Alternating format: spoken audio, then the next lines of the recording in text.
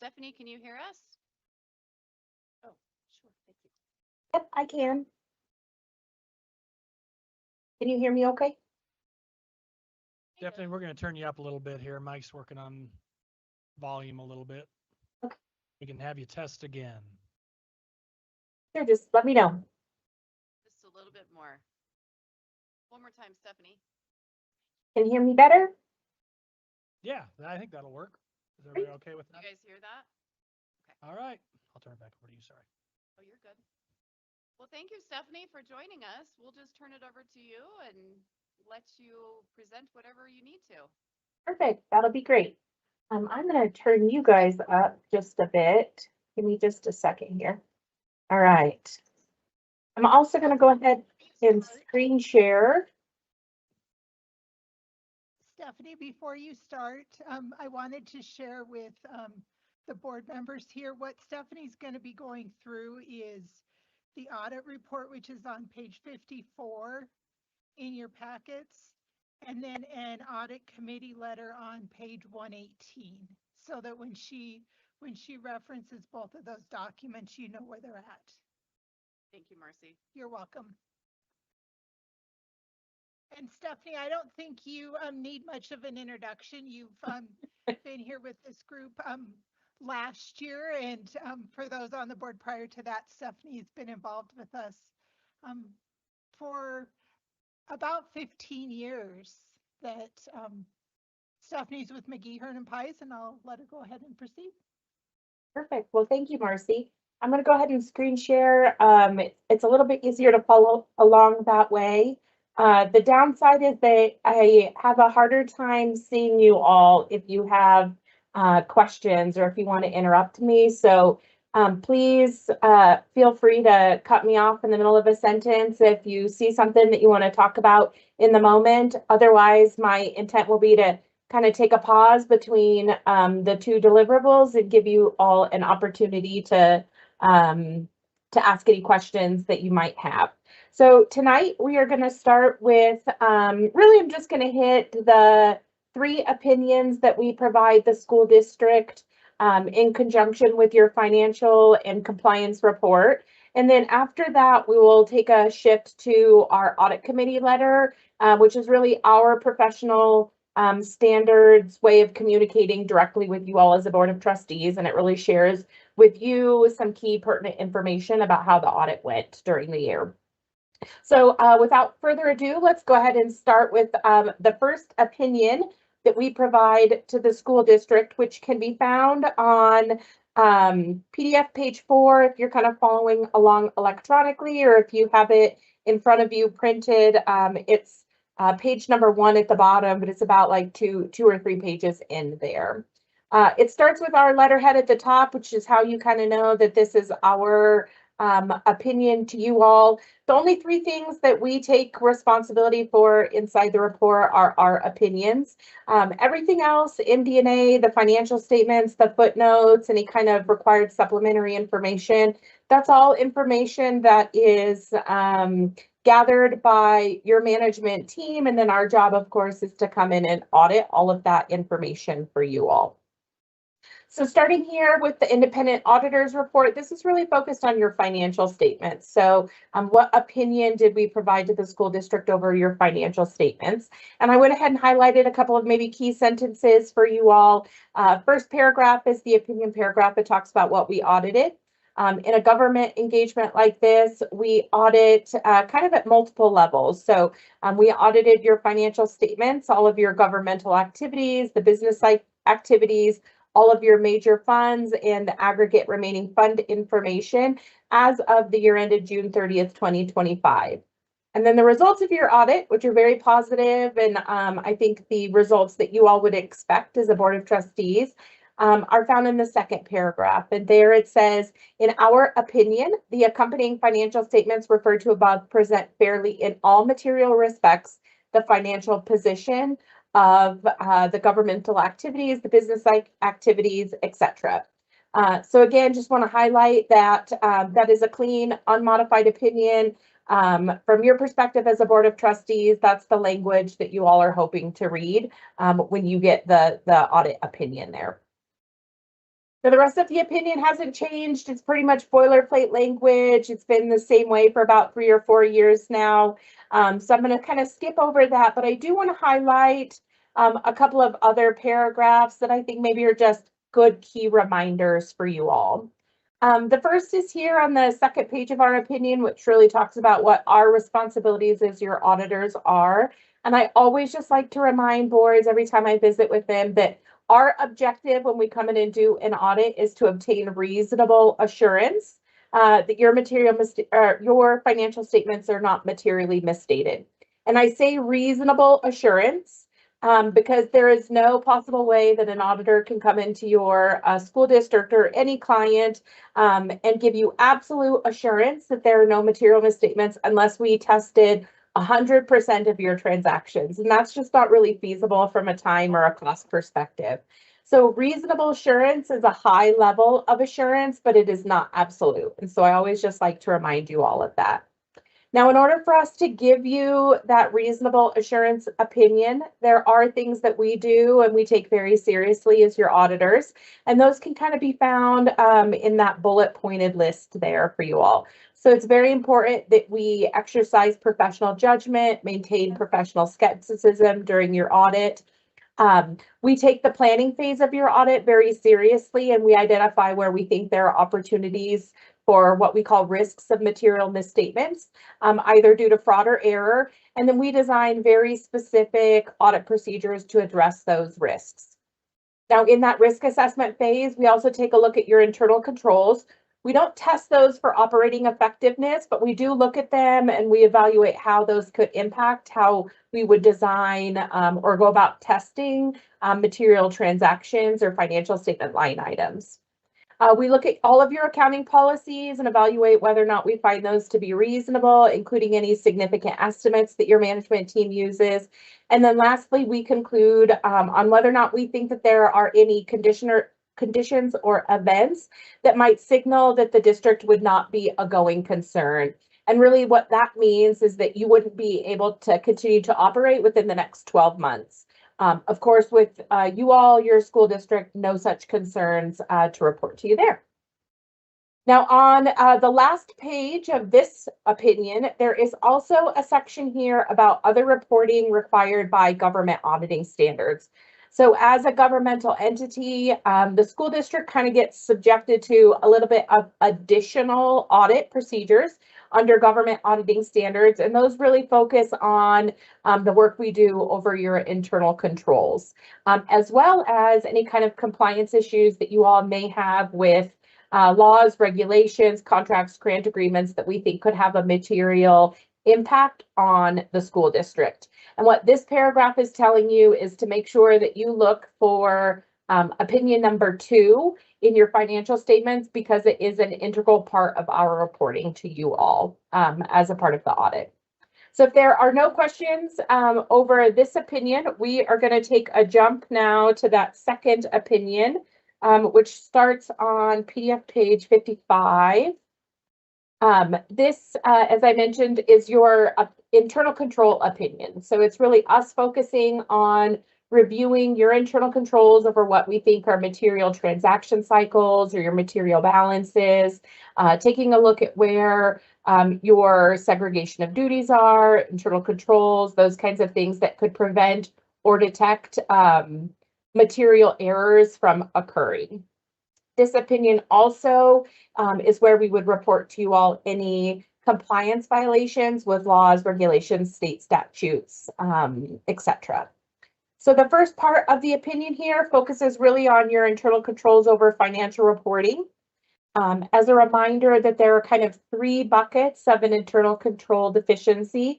The first is just a general definition of an internal control. Is an item that exists when the design or operation of a control doesn't allow your management team or employees in the normal course of their day-to-day functions to prevent or detect or correct a misstatement in a timely basis. So if it kind of falls into that first bucket, the control deficiency bucket, we verbally communicate those to your management team, but that's kind of where that level of reporting stops. The highest level is a material weakness. And really that is classified by something that has a material impact on your financial statements, or we think could have a reasonable possibility of having a material impact on your financial statements. And then the second bucket is a kind of the middle bucket there, if you will, is a significant deficiency. This is just something that kind of falls in between. It's important enough that we share with you, but it doesn't kind of rise to that material weakness level. Really what that is driven by is the dollar amount or the potential dollar amount of it, of a potential misstatement. So during our audit work this year, we did identify and have reported to you all one internal control item that we did classify as a material weakness. To be transparent, it's really similar to a situation that we reported to you all last year. And I'm going to go ahead and jump now to that so we can take a look at that particular finding. And then we'll jump back to the rest of the opinion in a minute here. But really, this kind of starts here on page 53, or if you're following along on your PDF, it's PDF page 60. We identified one audit adjustment during the course of our audit work this year that impacted the grants fund specifically. The grants fund is a major fund, which means we kind of audit it at its own kind of individual level, but it is maybe one of your smaller funds. And so because of that, any sort of adjustments that we find in there, it doesn't have to be a very big error or adjustment before maybe that rises to the level of a material weakness. And so the one adjustment that we did have this year was some additional grants revenue and receivable that needed to be recorded at June 30th to about $358,000. That dollar amount is kind of what pushed our consideration of that particular finding into that material weakness bucket as opposed to a significant deficiency. However, when we really stepped back and visited with Marcy about what we considered to be the cause of that error, why did it happen? How did that happen? This is really just a year-end adjustment. It has to do with kind of one-time year-end accrual that Marcy would make based on some compensation and benefits information that would be allowed to be drawn down or recorded as federal revenue. And it really just has to do with Marcy kind of being a superwoman, if you will, kind of her being able to make sure that she is catching everything on her own and identifying all of those final year-end accruals can be difficult sometimes when there aren't other people involved in kind of that process. So very similar to last year, it just really kind of boils down to, I think, the district being really small in the business office. So you're going to see our recommendation is really similar to maybe what we recommended last year, which is continue to identify where you could enhance segregation of duties, where you might be able to pull in some additional individuals at year end to kind of help identify those year end accrual like items. Continue to have the board of trustees involved and aware, you know, that business office is small, and that does create a little bit of risk there in terms of preventing or detecting errors, you know, when you're limited in resources there. So I'm going to jump back now to the rest of the opinion, which just talks about financial or your compliance and with laws, regulations, and state statutes. I always like to share with you a couple of examples of these things that we test.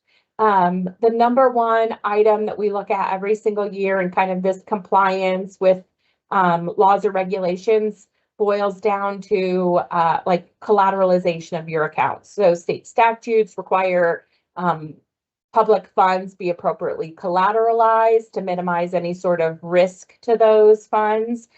So we definitely look at that. If you have a heavy investment portfolio, one of the things that we do is we make sure that you're invested in investments that are allowed for under state statute. Another example is your budget every year. Are you setting a budget? Is it approved? Are you monitoring it? Were there any overages to those budgets that weren't approved? Those kinds of things. Those are three great examples of compliance with laws, regulations, state statutes that we test that impact your financial statements. You'll see here in this report on compliance and other matters paragraph, the results of our test disclose no issues of non-compliance or other matters that we would be required to report to you all. So a clean opinion there, no issues to report. Now, does anyone have any questions about the internal control opinion before I move on to your single audit federal expenditures opinion? All right, hearing none, we're going to move on to the next one then. This could be found on PDF page 57 or actual page 50. This is the third and final opinion that we provide to the school district, and this is really focused on our audit work over federal spending and your federal programs. This year, the school district spent about $5.6 million in federal expenditures.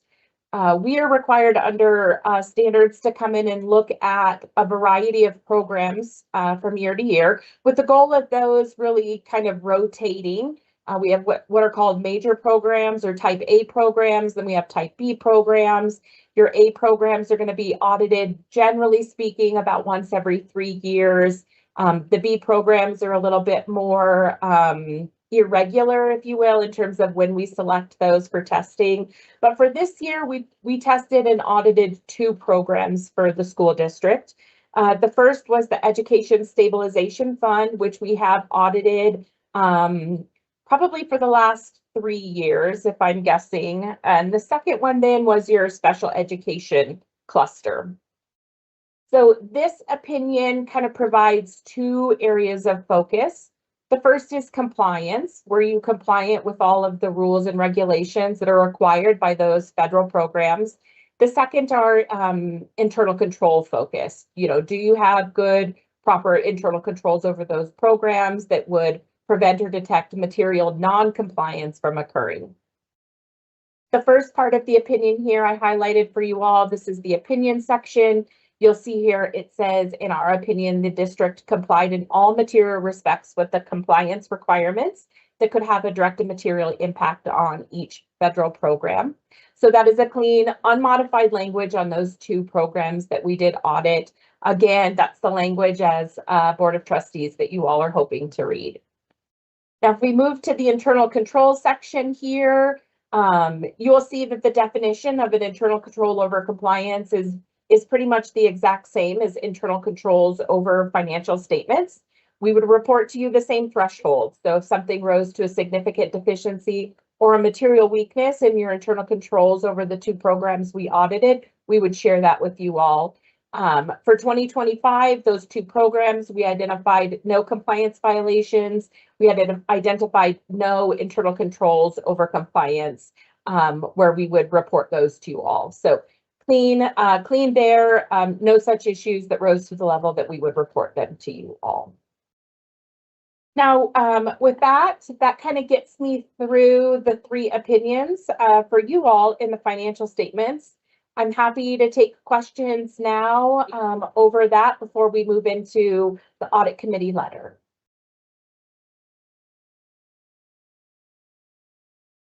Perfect. Hearing none then, I'm going to shift over here. If you're following along, it's a little bit of a smaller packet. I'm not sure if you have it printed or bound, but it's going to show this at the top, report to the Board of Trustees regarding the financial and compliance audit. And we're going to kind of skip the first, couple of pages, our intro paragraph and the table of contents, and really jump to the required communications. As I mentioned, this is our way to communicate to you all directly as a Board of Trustees. And what I really like about this letter is it shares with you key things that we think that you should know about the audit process and how the audit went. It's our way of communicating directly to you all if there is any concerns that you should know about or any big changes related to the audit year. And really what you're going to find as we move through this letter, it's a very positive letter for you all, which again, I think is a high level of ownership and standards set by your business team and probably what you have come to expect from them. So here in the accounting policies and practices section, it just reminds you that those really important accounting policies are found in footnote 1 to your financial statements. And then the second paragraph talks about any kind of changes to those policies. So is there anything that is different this year compared to last year?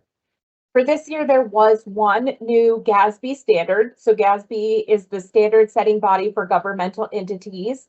And this year, your management team, Marcy, adopted GASB statement number 101, which has to do with compensated absences. So that's PTO, sick time, leave, compensatory time, all of those leave buckets kind of fall into compensated absences.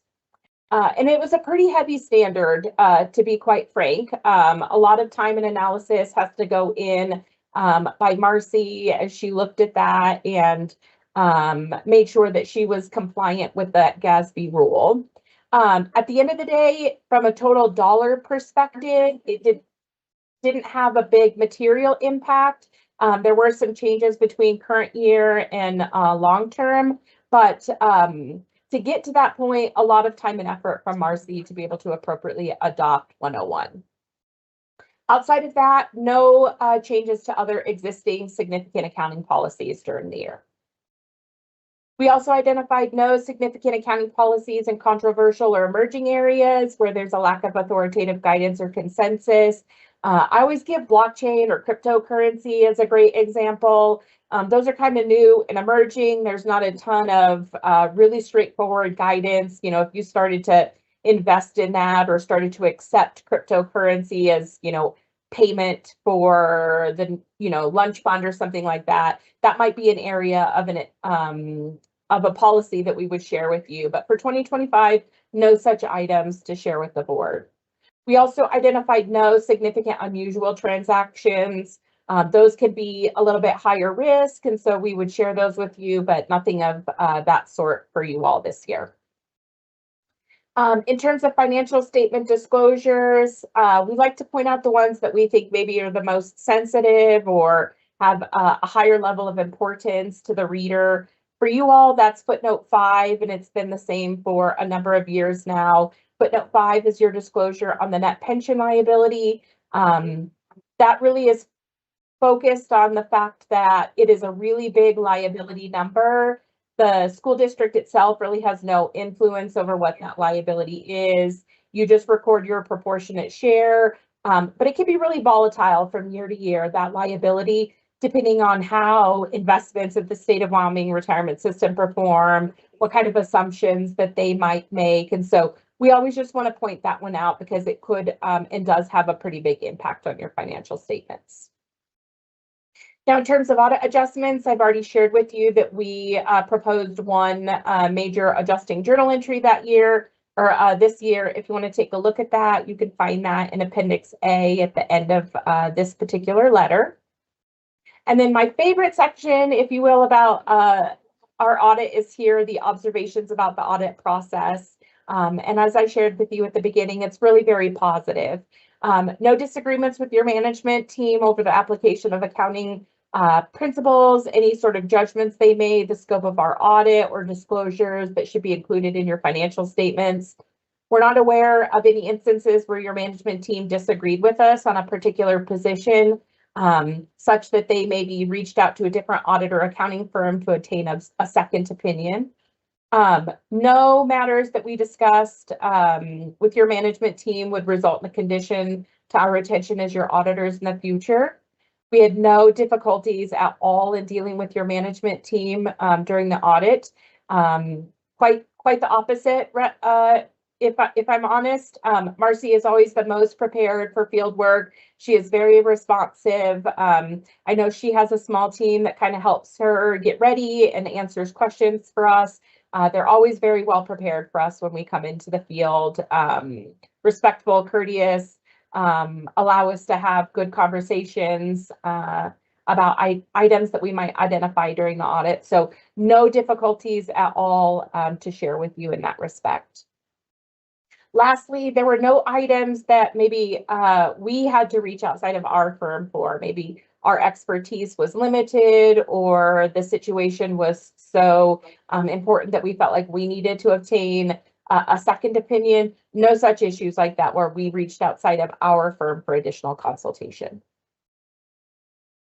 Let's see here. I am going to skip here to the summary of accounting estimates. So estimates are really important in your financial statements, and we always want to point out anytime we think that there are significant accounting estimates, those tend to be important. Just estimates by nature can be a little bit more risky. They involve judgment, potential bias, and so we look at all significant accounting estimates to make sure that we think that that estimation process is reasonable. For the school district, the biggest estimate, as I already mentioned, was your net pension liability. Again, you really have no influence over that. It's really kind of pushed down to you all through Wyoming Retirement Systems, but it is a big number. It is a big estimate. So we do look at that one pretty closely. That's the only significant estimate. No issues in terms of those estimation processes and how that liability was recorded. Lastly, kind of maybe skipping back up here to the very end of the letter here, Marcy and Superintendent Kramer, they do sign what we call a representation letter, and that is attached for you all at the end of our audit committee letter. Really what that representation letter says is that they were truthful and honest with us during the course of our audit, that they provided all of the important information and support that we requested so that we can appropriately do our job, that they were truthful and honest. And so I always think that that's important to share with you, that they do make that representation to us and do sign a formal document that is provided and retained by our office. And if you want to take a look at a copy of that, like I said, it is attached to the end of this letter. You can all take a look at that. So with that, I know that was a lot of words, a lot of information. I am happy to take any additional questions that you all have about our deliverables to you, the audit process. I am at your discretion.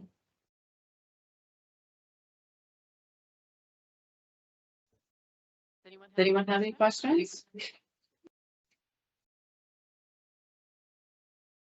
Well, Stephanie, thank you for your time and putting this together. We appreciate it. Absolutely. Just a big thank you to Marcy before I wrap up. Just want to reiterate again how important and valuable she is to our success and being able to meet your deadline. So a big thank you to her. And then she and I did visit late last week. I think that we are kind of officially at the end of our contract with you all, but Marcy and I are starting to kind of work on an extension letter for the next 3 years for the audit. Marcy, I don't know if there's any additional information that you want to share with the board at this time, other than maybe just to be aware that she and I are starting to work on what the next phase of our relationship looks like and next year's audit. That's really the crux of it, that you know, we do contract for audit services, so it's important to recognize that this was part of a 3-year agreement, and if the board is in agreement, we'll bring forward an extension, and you know, you'll have the opportunity to take that under advisement. It is important to recognize that this is the board's audit. It's not mine, it's not Mr. Kramer's. The audit is yours. And when do we do that, Marcy? When do we consider whether we extend it for 3 years? Stephanie will be putting together some numbers. I'll take a look at it. I would say hopefully probably within by the February board meeting, that could be put together and in front of you. Okay, great. Any other questions for Stephanie? Thanks, Stephanie. We appreciate it. Have a good night. Thank you. I appreciate your time as well. Take care. We're going to take a quick restroom break and then we will get started with the meeting.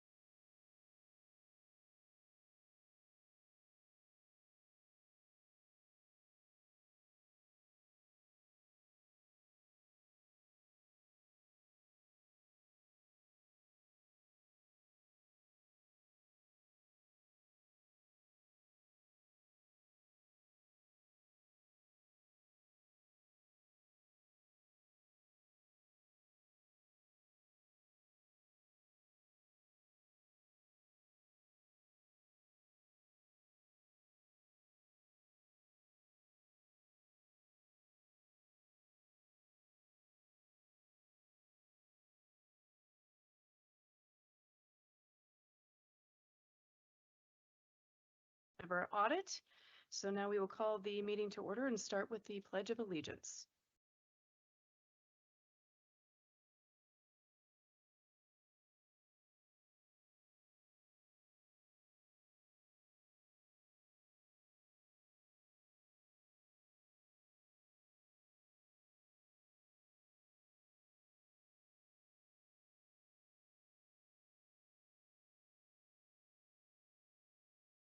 All right, first thing we're going to start with is adopting the agenda. Are there any additions or addendums to be made to the agenda as presented? No? Okay, I would entertain a motion to adopt the agenda as presented. So moved. Is there a second? Any discussion? All those in favor of adopting the agenda as presented, please signify by saying aye. Aye. Any opposed? Motion carries. Next thing we'll do is the annual reorganization of the board. And the way that we do this is we appoint the superintendent as the chairman pro tem to vote on a chairman. But before doing so, I'd like to just give a few words if I can, Mr. Kramer. I don't mean to cut you off. Sitting in this position, I have learned a lot.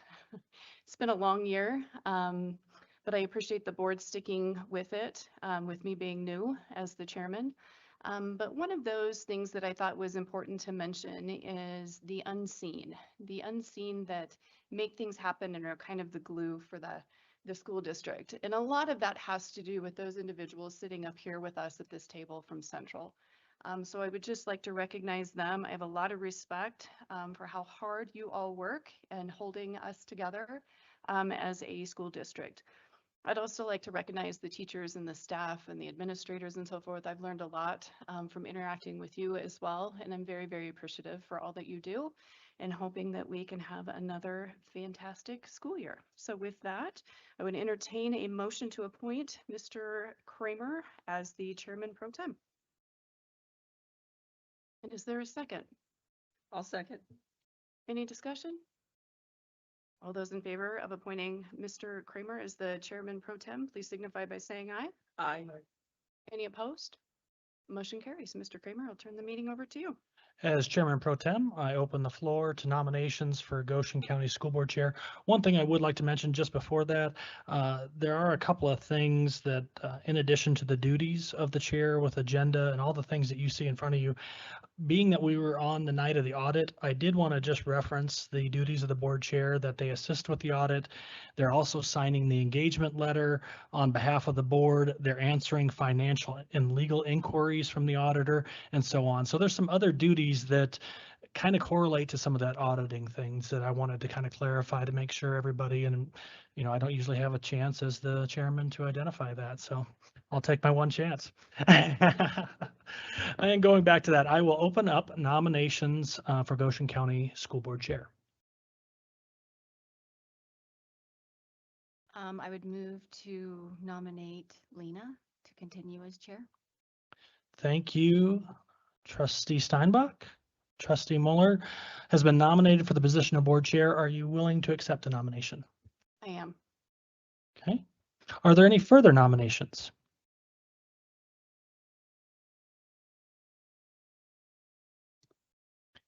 Hearing none, nominations are now closed. We'll now proceed to the election of the chair. The nominee is Trustee Mueller, and so we'll conduct a vote by voice. And if there is any question on how a trustee voted, I may call for a show of hands. So all those in favor of Trustee Mueller as Goshen County Board Chair, please say aye. Aye. Those opposed? Motion carries. I will turn it back over to you, Chairman Mueller. Thank you. All right, next we will entertain nominations for the board treasurer. I would like to nominate Dylan to be board treasurer if he agrees. Trustee Hager, are you agreeable to that nomination? Any other nominations? Making it easy tonight. All right. All those in favor of accepting the nomination of trustee Dylan Hager as the treasurer, please signify by saying aye. Aye. Any opposed? Motion carries. Next, we will entertain nominations for the vice chairman. I would like to nominate Sarah Chairs for vice chairman. And trustee Chairs, are you accepting of the nomination of vice chair? I am. Thank you. Any other nominations?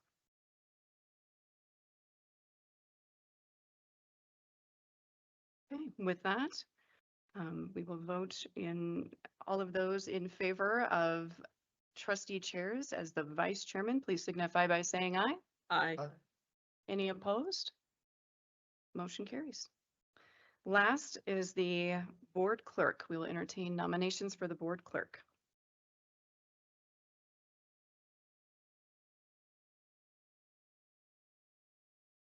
I would like to nominate trustee Phipps to continue if he was willing. And trustee Phipps, are you willing to continue? Thank you. Any other nominations for board clerk? All those in favor of the nomination for board clerk of trustee Phipps, please signify by saying aye. Aye. Any opposed? Motion carries. Thank you, everyone. Next, we will discuss the designate depositories for school district funds. Mr. Kramer, do you want to give a little explanation of this? I will actually have Marcy kind of go over that on the funds and which ones we utilize. Presently, all of our bank accounts are at Platte Valley. I did do a RFP a couple years ago, and Platte Valley offered us the option of no fees and a very attractive interest rate. So that's where our accounts presently are. We do receive the documentation from the other local banks that we could move funds there if so chosen. And so is there any action being taken tonight by the board? It's necessary that the recommendation be approved, just so that if there were a need to move funds, we as mentioned in the audit, we do have all funds insured and collateralized, so that's not an issue, but that would be the only reason why I would see the potential to move to another depository, or if one of them did, for whatever reason, give us a better interest rate. All right. With that, I would entertain a motion to accept the recommendation that we see with Platte Valley. So move. Is there a second? Any further discussion?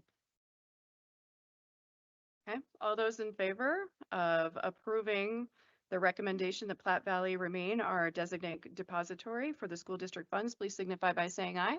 Aye. Any opposed? Motion carries. Next topic is to set the meeting date and time. So if I understand it correctly, it's to hold regular meetings on the second Tuesday of each month at 6 p.m. year round. That's what we're doing currently, correct? That is correct. Okay. I would entertain a motion. I would move to continue holding meetings on the second Tuesday of each month at 6 p.m. Thank you. Is there a second? Second. Any discussion? Okay, with no discussion, all those in favor of continuing with the second Tuesday of each month at 6 p.m., please signify by saying aye. Aye. Any opposed? Motion carries.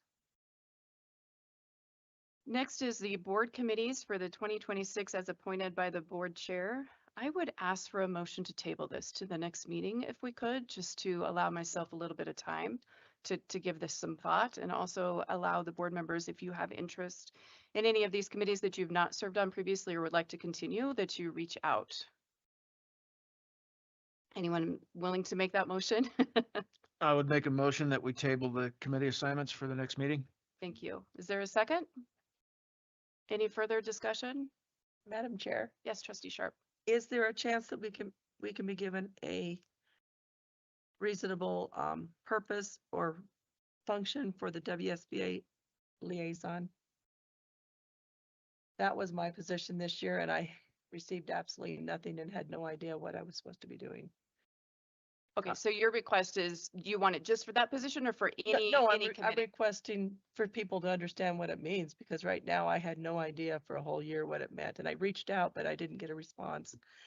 And so I think in order to go forward, Sure, I'd like to know what we're supposed to be Sure. doing with it. sure. Trustee Sharp, you reached out to WSBA and. No, I no reached response? out to actually to an email to you and Mr. Kramer, right? I know it was probably missed and all the stuff, and so I didn't pursue it. I But apologize for not responding. I don't know That's the okay. answer to it, to be honest. no, that's fine. Do you, anybody know what it's supposed to do? We can reach out to WSBA and see what Because their I represent, kept expecting WSBA to contact me and I never Mhm. got anything. we can check with them. They gave you an award. Well, I I don't think that that's was a reasonable request. That's a reasonable request. so just so everybody knows, because I'm willing to do it again, I just don't know what I was supposed Sure. to be doing. Any other discussion? Okay, all those in favor of tabling the board committees until the next meeting, please signify by saying aye. Aye. Any opposed? Okay, motion carries. Information and proposals, reports from our student representative, the one and only. Mr. Dykes, you want to go ahead and go to the podium and tell us what your subject was?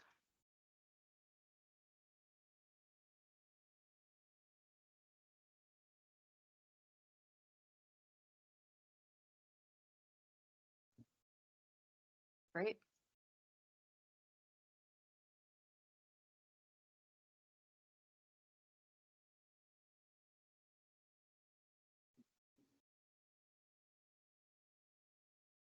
A leadership team led by Ms. Kramer, an academic team led by Ms. Schultz, and a culture team led by Ms. Christie. Um, the goals of the teams, the leadership team is for like outreach. We volunteer with Lincoln Elementary, and we're looking to help with the Community Healthcare Foundation. Um, the academic team is geared towards showing academic growth, so they help do that. The culture team is working towards cultivating an atmosphere of family and unity at PRS. So we're all like a big old family. Another thing was we had a junior at WASC, which was the Wyoming Association of Student Councils. They attended that with a sponsor. They participated in workshops, and the goal of that is to create connections with other student councils across the state and learn how to create community service opportunities for student council. And the last two things is pretty simple. We finished the benchmark for STAR reading and math, and we're in the process of completing our exact path screeners right now. That's it. Thank you. Fantastic. Were you going to ask questions? No, he did a great job. I was just gonna thank him for, no, you did great, bud. You did awesome. So I was just gonna thank you for providing that. So thank you. And thanks for coming. We appreciate that.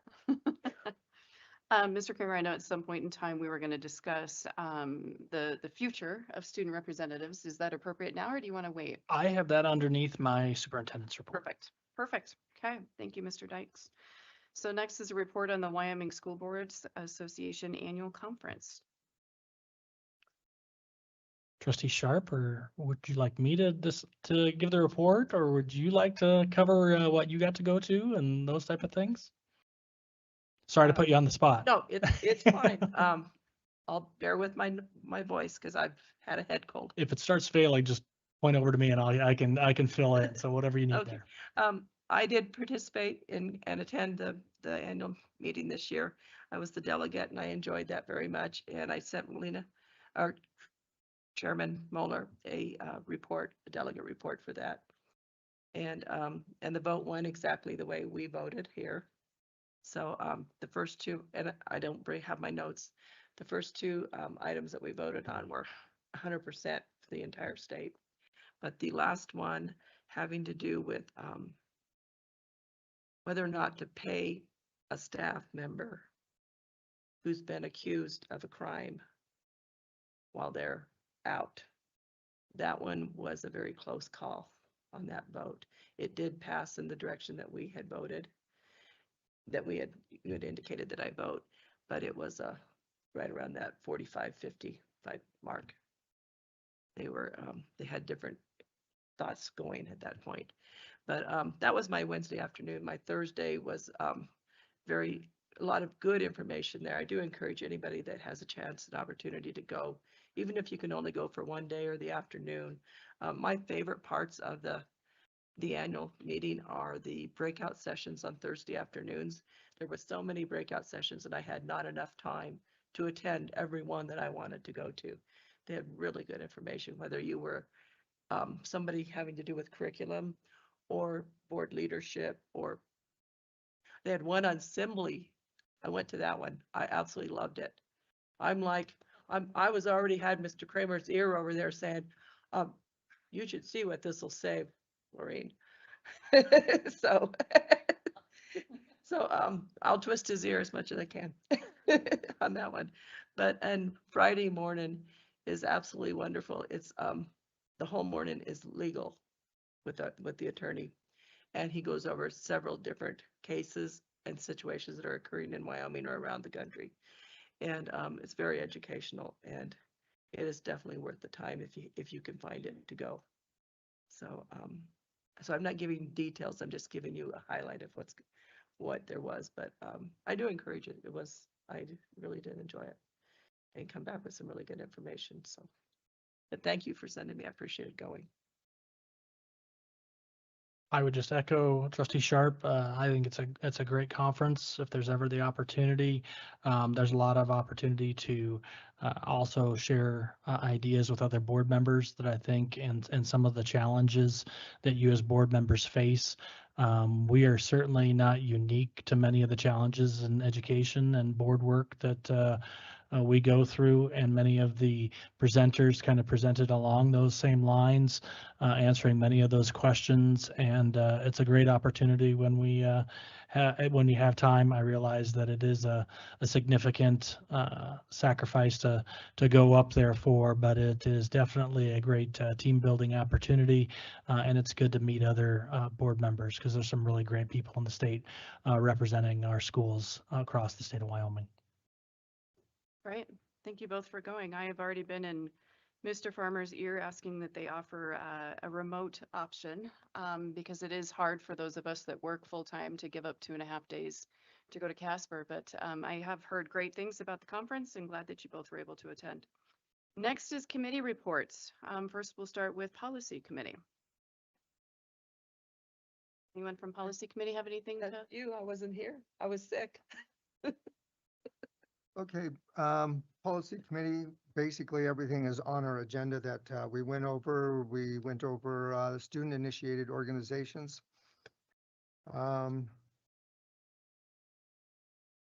Here.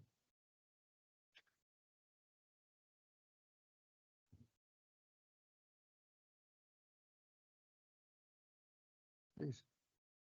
Public solicitation in the schools, advertising in the schools, and field trip travel. So they will be all on our agenda for us to go over and vote on. And Trustee Alexander, those are all second reads? I believe one is the first read, and that has to do with the advertising. Oh, perfect. Perfect.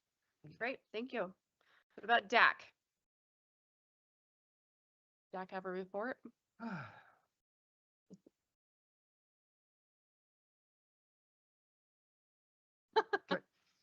DAC.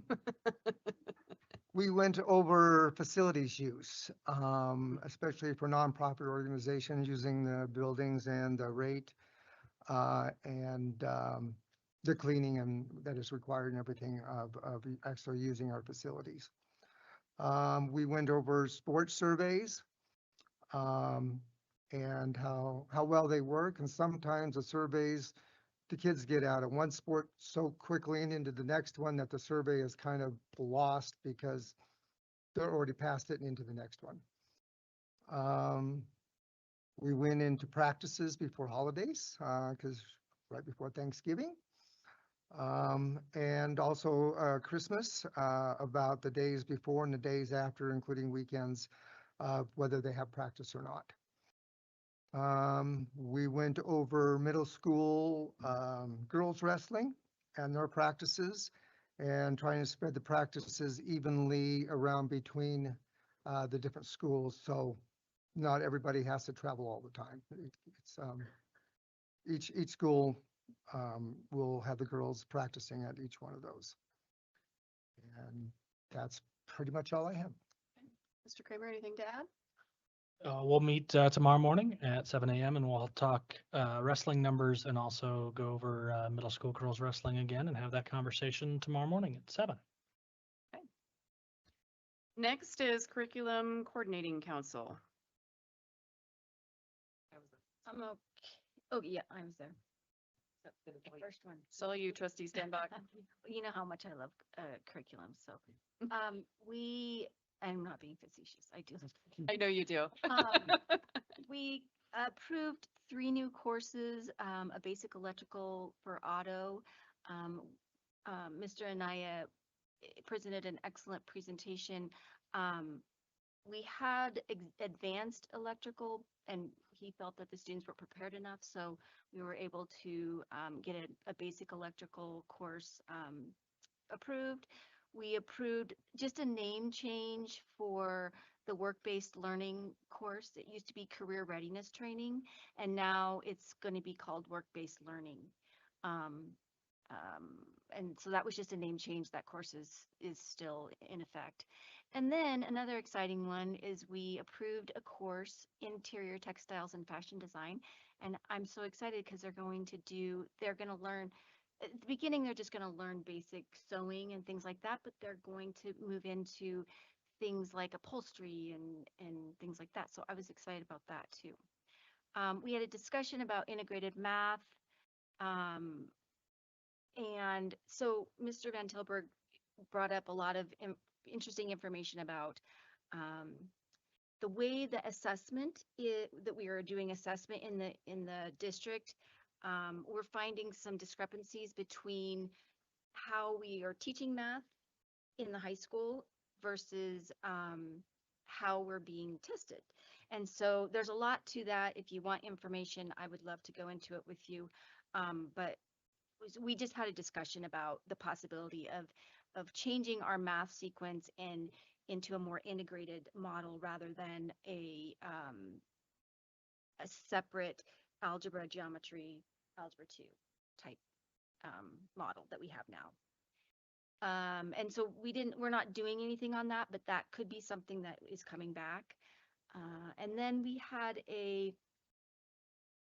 some information about, remember last year when we looked at the ELA curriculum, and it's for high school. And so we had a discussion about how we could look at some curriculum that might fill the gap between K through 6.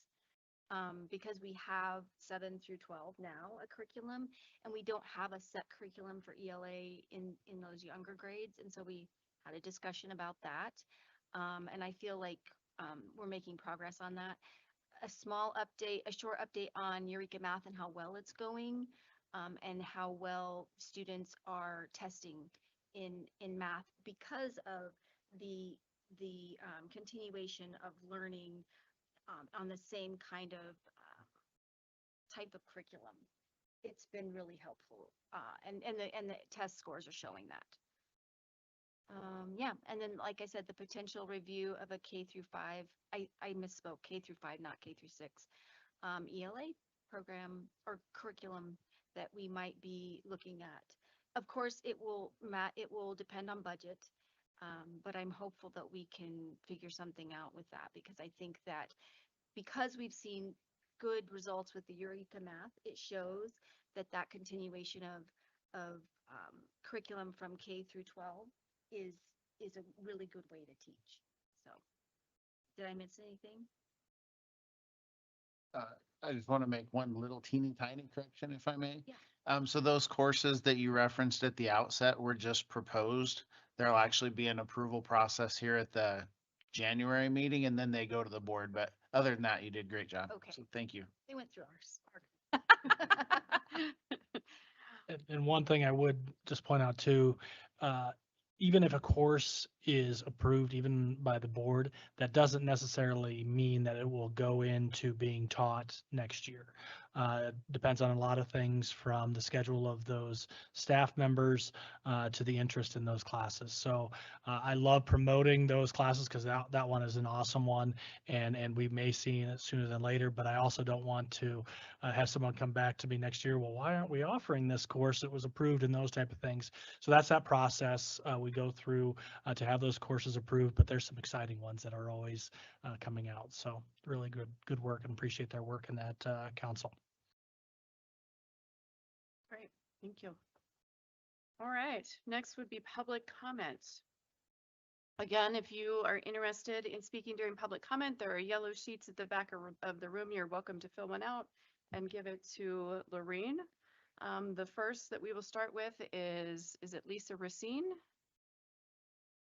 And Ms. Racine, just a reminder, you will have 5 minutes. It's posted above Mr. Harvard's head. Please be respectful, all the things, and behave politely and go ahead. Yes, I doubt we need to remind you of that. Good evening. I'm here today because of some comments that were made in previous meetings by an uninformed patron. The history of the murals painted at Torrington High School is a love story. Each mural at the high school was planned out, run through committee, and approved by the administration and painted by the students. They were vetted in the proper procedures and have come to be valued and treasured. These murals began 9 years ago and have served as an inspiration, inclusion, and belonging for all students. Diversity murals are crucial in American high schools because they build inclusive environments, foster cultural appreciation, boost student engagement, pride, and serve as a powerful visual educational tool, helping students from varied backgrounds feel seen, valued, and connected in their community while learning about the world. They transform the hallways into vibrant storytelling spaces, promoting empathy, shared identity, and a sense of belonging for all. The key benefits of diversity murals are promoting inclusivity and belonging, foster cultural appreciation, enhance student engagement, build school pride and identity, serve as educational tools, and empower student voice. They improve mental well-being. The murals mentioned in the previous meetings were flags of Latin America and of Cesar Chavez. These flags coexist with the valued flag of the United States, which hangs in every classroom as we recite the Pledge of Allegiance daily. Cesar Chavez is another vetted mural. Who was Cesar Chavez? This is a small history lesson which will explain why he was chosen for our diversity theme. His motto was helping ordinary people do extraordinary things, a valued message to our students. Cesar's motto, si se puede, yes it can be done, embodies an uncommon legacy he left for people around the world. Since his death, hundreds of communities across the nation have named schools, parks, streets, libraries, and other public facilities, as well as awards and scholarship in his honor. His birthday, March 31st, is an official holiday in 10 states. In 1994, President Clinton posthumously awarded Cesar Chavez the Presidential Medal of Freedom, the nation's highest civil honor. The U.S. Navy named a ship after him in 2011. As a common man with an uncommon vision, Cesar Chavez stood for equality, justice, and dignity for all Americans. His universal principles remained as relevant and inspiring today as they were when he first began his movement. The significance of Cesar Chavez's life transcends any one cause or struggle.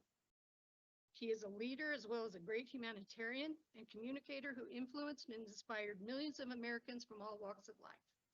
Cesar forged a national and extraordinarily diverse coalition for farm workers, boycotts, which included students, middle-class consumers, trade unions, religious activists, and minorities. Cesar Chavez used to say that his job as an organizer was helping, again, and I repeat this, ordinary people do extraordinary things.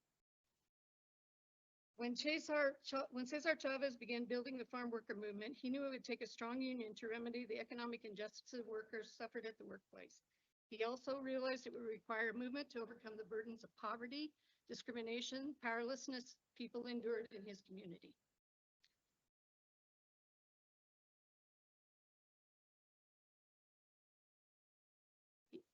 Because Cesar and millions of Americans who supported farm workers by boycotting grapes and other products, under Governor Jerry Brown, California passed the landmark Agricultural Labor Relations Act of 1975. This was the nation's first and still the only law guaranteeing farm workers the right to organize, choose their own representations, and negotiate with their employees. These murals were made by the students for the high school and supported and vetted by the administration. I am proud of everyone from students to administration for supporting and creating a place where everyone and everything is valued.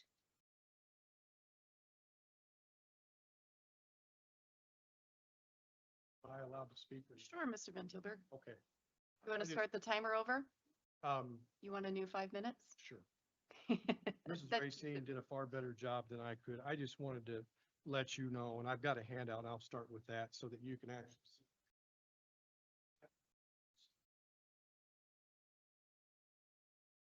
Thank you.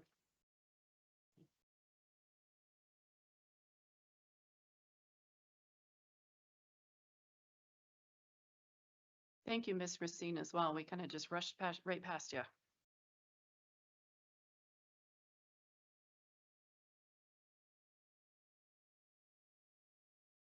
You did a great job of giving a history lesson. That's what I used to do. So I'll not go into that a whole lot, other than to say that Mr. Chavez, who was born in the United States, was investigated to be a communist. That was the comment that was made at our previous board meeting, that he was a quote, known communist. That is in fact not true. The United States FBI did investigate, and he was never found to be a communist. So later on, there was a comment made about the second picture that you'll see on page 2 of Latin American flags. And in that comment, it was also stated to me after the board went into executive session that this individual wanted to have the American flag painted on it. This mural that you see on page 2, as you can see, has all of these Latin American flags. And frankly, I'm a proud American, but I do not believe that American flag should be on this mural because it does not fit the theme. The theme is of Spanish-speaking countries in Latin America. We are not one. We are an English-speaking country. There was also a comment made by the patron about being a combat veteran. My son is a combat veteran, served in Afghanistan, served also in the United States Army at Fort Benning, Georgia, Fort Campbell, Kentucky. I've been to both places. I'm a little passionate about this, so I'll try to calm down a little bit. We have held the last 2 years at Torrington High a very, very good Veterans Day program. As a matter of fact, you can see a picture on page 3. This is my former superintendent from the Alliance Public Schools, Dr. Troy Unzicker, who came and spoke this past November. He is or was serving previously to getting into education in the U.S. Air Force as well as the Nebraska Army Guard. He was our featured speaker. Our band as well as our vocal also played. And you can see Sergeant Catton, who recruits here for the Wyoming Guard. He also spoke. We have had a very open door policy at Torrington High with inviting in our armed forces recruiters. They are welcomed by myself. They are told, please come back. I really didn't appreciate the comments that were made. I'll be really honest with you, because they were I don't know, I need to be careful. They just weren't accurate. And we very much support the military. We very much support the United States of America. This year I made a point to make sure that every single classroom had a U.S. flag in it and that we do the Pledge of Allegiance every single day, okay? So those comments were not true, and I'll just leave it at that. Thank you very much for your time. Thank you, Mr. Van Tilburg. Next is Stephen Easton.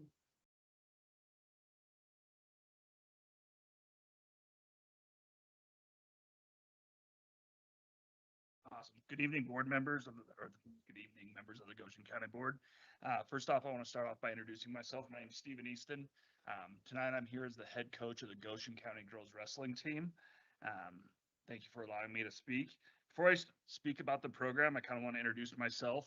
Born and raised in Goshen County, graduate of Southeast High School. This is my home. This is my county. I support this county a lot. And more importantly, I support our Goshen County youth. When I accepted the head coaching job for the Goshen County girls, I don't have a daughter that wrestles. I selected this job purely for the love of the sport and to help continue grow the girls wrestling program. I'll get a little bit more into that. Coaching for me isn't about wins and losses. It's about building successful programs and building our students, giving our students opportunity to grow, learn discipline, build confidence, and stay involved in something positive. The success of our students, both on and off the mat, truly matters to me. Now I'd like to kind of get into the highlights of last season. You know, we're only about a month out from our next season, but I kind of want to talk about I want to brag about our Goshen County girls. Last season was our very first season competing as a girls only team around the state. The girls finally got their own season. Last year was our first season. I want to proudly say that we started last year with 28 girls wrestling, and we finished the season, which was about roughly 2 months, with 28 girls still participating. The level of retention is rare in middle school sports, as some of you know. And that demonstrates how positive, supportive, and engaging this program has been for our youth athletes. The success on the mat was just as impressive.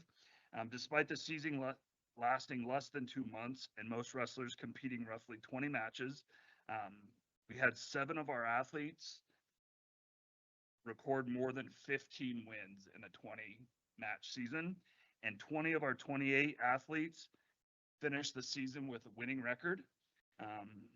These results were impressive, especially since most of these girls had never wrestled prior to last year. I think more than half of our students or most of our athletes didn't even know what a wrestling mat was before last year. As a team, the girls achieved significant success. We placed first in the Southeast Wyoming Athletic Conference tournament. And then we placed third overall with the larger CWAC conference with all the Cheyenne schools, Laramie schools. So they did very good with that. Throughout the season, our girls competed head-to-head with the Cheyenne programs and larger Nebraska schools, sometimes beating them in team points. And almost every tournament that we went to, we were within the top 2 or 3 for the most pins out of all the schools. So we were very successful with that. Kind of running out of time. Have a lot to talk about. Kind of skip. So as everyone knows, well, I don't know if everyone knows, nationally, girls wrestling is now the largest or the quickest growing sport in the nation, as well as it is in Goshen County. Right now, we're expecting roughly 35 junior high girls in Goshen County to participate this year. We're still about a month away, so those numbers are not final, but right now we're roughly at 35. With that, with us continuing to grow, we're kind of running into a couple hurdles. Currently, we don't have a designated wrestling room. And with that, we're not quite sure where practices are going to be held. Unfortunately, I find it kind of unfortunate that we don't have a designated spot. With 35 athletes, it's essential that we have a large, consistent, and safe space with sufficient mat area to accommodate these numbers. At this time, we're actively pursuing an off-site location to serve as a consistent practice space for the season, potentially provide a stable spot for us to move forward with that. We've identified a possible option, but securing and preparing that space will require possibly some assistance from admin and the school board. This isn't a long-term or unreasonable request with the way our numbers are growing. It's about working together and growing this program that has already proven value for the students. we have 7 of our 8th graders that participated last year have now moved on to the high school program. So with this program, it's growing and it's growing very, very fast. And we're gonna have to explore options to help this program grow because eventually it's going to get much, much bigger, hopefully. Thank you for your time. Great, thank you. Looks like that's the end of public comment. So next we'll move on to the superintendent's report. Okay, I'm just gonna bring up my enrollment moment here.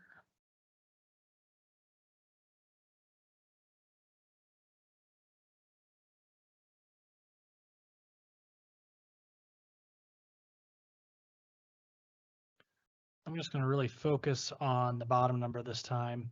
Right here in this area here, it was our October numbers at 1,554. And then to the left, you can see there's a slight increase of about 3 students, 1,557. One thing I do want to point out as we're kind of progressing, the changes in the year. If you'll remember last month, I talked about one of the potential proposals for recalibration as read by one of the legislatures was removing the 3-year average. As you can see from previous years, this is a comparison in November from the first year here, which is 2022. You can see from 2022 to 2023, we were down 23 students as a district. From 23 to 24, down 26, and 24 to 25, down 28. So as you can see, that 3-year average here last year as we were funded was 1,611 students. Continuing on that same kind of projection, we would be at 1,585 for a 3-year average, which would be a reduction of 26 students, which approximately, and this is just a very, very rough number, would be looking at less or reducing the student valuation, which is per student amount that we receive from the state of about $442,000 less into our budget. So declining enrollment is something of a concern and something that we want to take note of as we kind of have seen through especially some of our elementary grade levels. Goshen County has not had a stability on the young people coming into our community. And so that is something that is waning right now in our lower grades. And we're adjusting the staffing in those as we've had early retirements and resignations and those types of things to make sure that we're trying to accommodate those. But it is something that we always want to make sure and take note of as those differences in enrollment start to be dramatic and then curtail some of our expenditures that we make as a district. So that is the enrollment piece. Can I ask? Yeah, oh, go ahead. please go right ahead. Go ahead, Trustee Hager.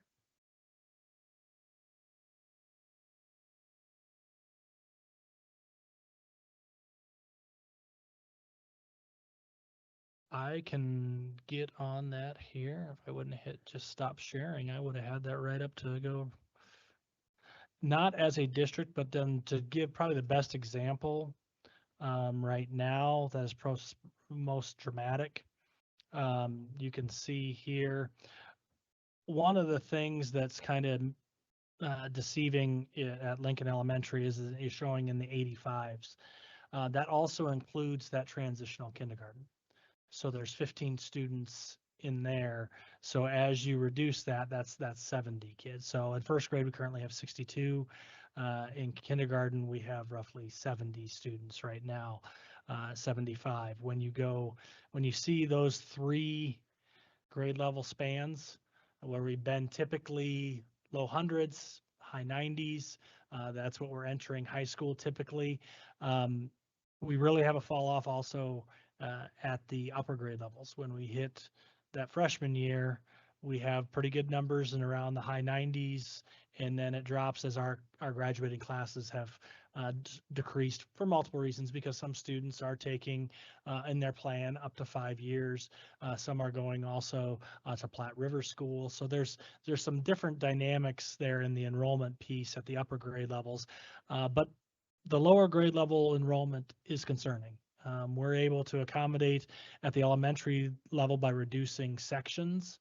So that helps, and we're able to have some budget savings in that way.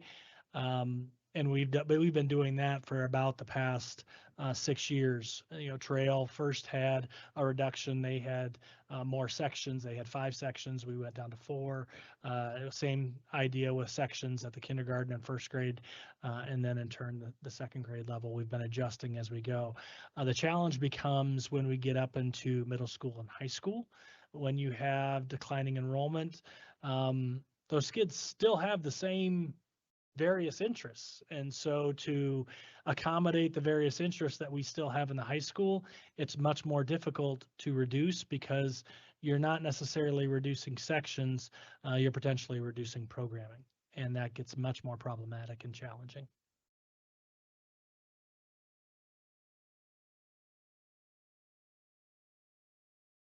Any other questions? You mentioned that some students are going to up to the EWC's Yep, Platte River School. Platte River School. Mhm. Do we not get to count those? Yeah, we do count those. Oh. So that goes to the total enrollment when you're looking at like Torrington High School graduating class. Oh. Like that Gotcha. affects that, Okay. because as you can see right here, right now they're at 21 students. And those are mixed. That could be Southeast. That also could be Lingo Fort Laramie students where they have moved into PRS. And that's kind of changed. They had the high number of 27 students back in 24. So that's varied also. But that doesn't necessarily, you're absolutely right. Thank you for asking that question, because we get the funding just goes to the different buildings. And that's how we kind of, and Marcy and I will be working on that following the New Year's break, is that when we come back, we'll start meeting with the principals, talking about what the model for the number of students they have, what that looks like for their budgeting, and then trying to make adjustments as we've had resignations. Each and every resignation that we have a conversation about, is this a position that is absolutely a necessity to replace? A lot of times, yes, it is. It is one of those that, yep, we absolutely have to replace. So we'll post that immediately. And then there's others where we have to evaluate. Are there ways to share with other buildings? Are there ways to look at the program differently than it's been provided in the past? So we're always asking those questions. And we have been for the last 6 years. This is nothing that is getting to the point of being a dramatic move that we have to make adjustments on, but it's always something to be aware as a district, because just like I believe there are 90% of the districts in Wyoming are having declining enrollment. So we are not in this situation alone, but you also always want to be making adjustments to that, because if you get to a point where you're not making adjustments and not being frugal at sometimes you get into a situation where I've been with other districts and you're looking at making a significant reduction in force. Sometimes that's challenging. Sometimes having those conversations when the sky isn't falling is even harder sometimes, because that realization that you want to maintain as much programming as humanly possible and putting the money towards students. And that's kind of where we go back to the auditing piece, where that question comes in, suggestion from the auditors, having another backup person for a staff member to look at the auditing pieces. That's possible. We can do that. Is that absolutely the best use of our funds right now to support students? I have my opinion. Other opinions are certainly out there, and certainly the opinions of the auditors matter. But balancing all of those things are important when making those decisions. And my recommendation has been to not fill that position at this time. And that may change with other things. It also would change possibly with different findings too. We are so lucky to have the person we have in our business manager position, and that makes a big difference for us. So that's a lot different than what the school enrollment piece was, but it kind of gets into different conversations when we start talking about that.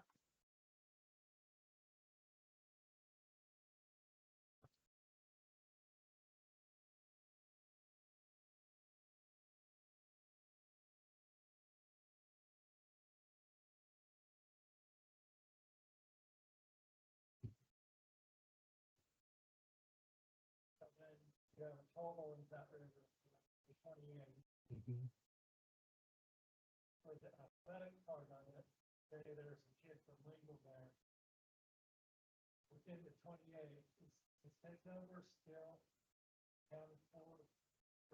Wherever they're participating. So would they participate or where we have the thing too that is kind of deceiving on this number too, as we look at it, students also take some courses at other buildings where they're taking choir, they're taking PE. And so that FTE or that ADM will follow that student wherever they're taking classes. And so that can be kind of wherever they have on, and I think you're talking about like classifications and things. Mhm.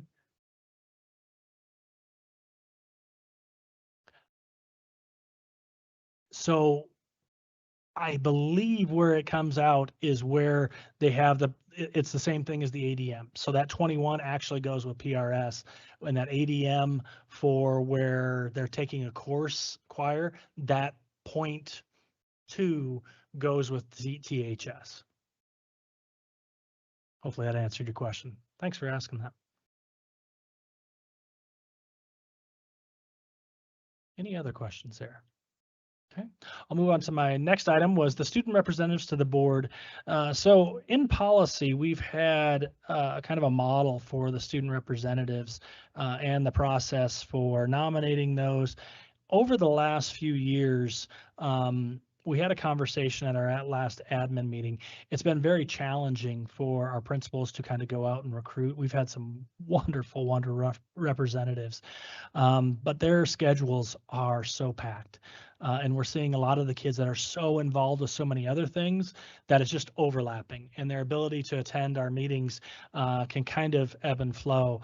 So one of the proposals that the principals and myself are working on to go to policy committee are looking at differently the way we have student representatives. And one of the ideas and thoughts is to kind of correlate it around the leadership teams at each of the high schools to utilize those teams more in providing some of that information.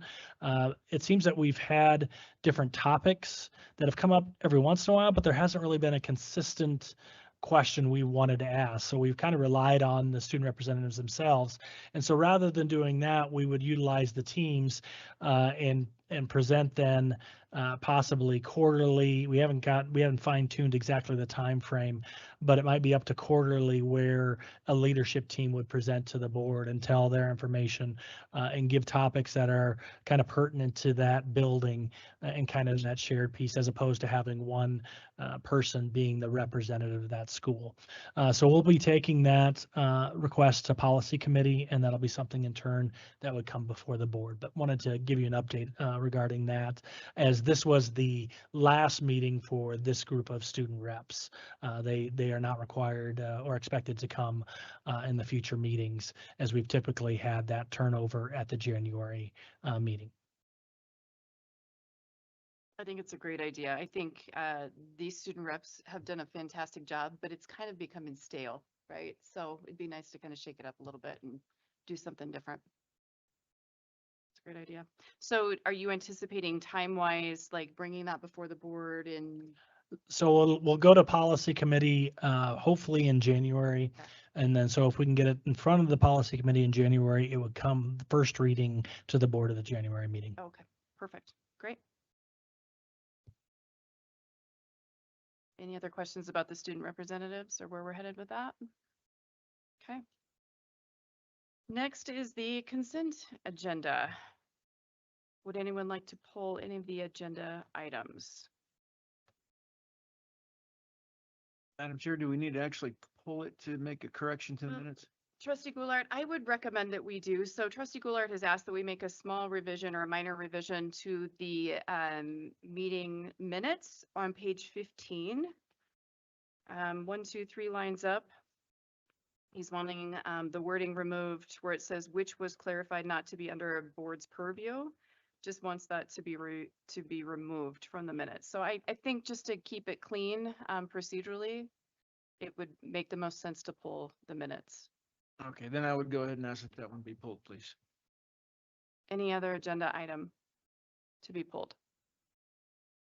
Okay, I would entertain a motion approving the consent agenda minus section A pertaining to the meeting minutes. So moved. Is there a second? Any further discussion? Okay. All those in favor of approving the consent agenda B through D as in dog, please signify by saying aye. Aye. Any opposed? Motion carries. And so trustee Goulart, if you'd like to make a motion to amend the minutes as discussed. Yes, I would make a motion to amend the minutes on that line that Chairman Mueller described, simply striking out those, let's see.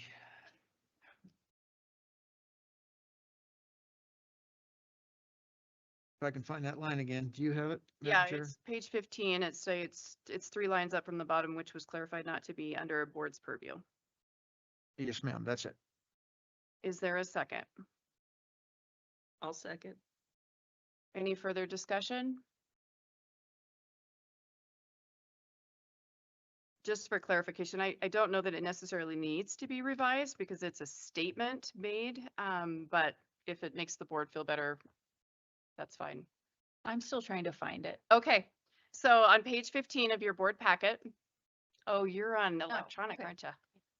Okay, thank you. So it's under section 11, trustee Steinbach, under board topics for discussion. Or it's on page 11 of the hard copy. Or sorry, 15, under section 11, 3 lines up. It states which was clarified not to be under a board's purview.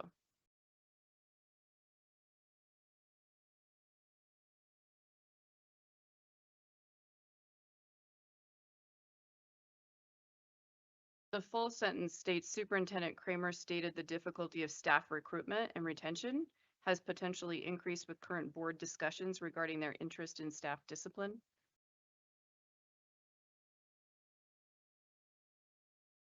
Did you find it, trustee Steinbach? Okay.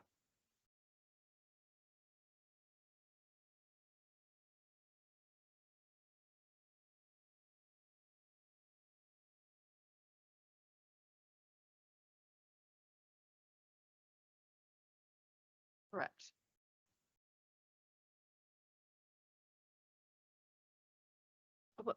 I do have a question. Sorry. Who clarified that it was not under the board's purview? Was that included in Mr. Kramer's statement? It was included in Mr. Kramer's statement. Okay.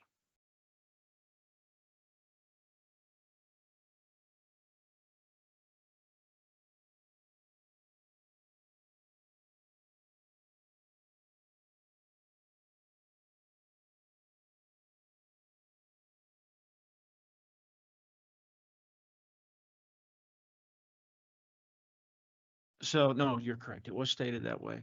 The problem with that statement is it creates the impression that we are not going to, that we no longer have policy 4119.2.0 and that we would not be in keeping with Title 21 of Wyoming statute. So I think we wanted to be cautious about making a statement that says that we had clarified something that's contrary to our policy and to statute.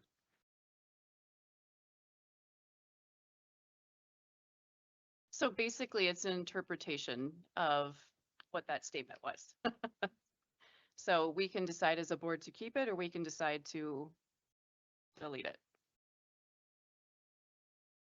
I think I would not feel comfortable deleting a statement that was actually made, whether or not, I mean, because I don't think that we expect that every statement that's made by anyone at the board is always accurate, right? Whether or not that is accurate. But if that statement was made, if we take that out, then I think that's misrepresenting Mr. Kramer's statement.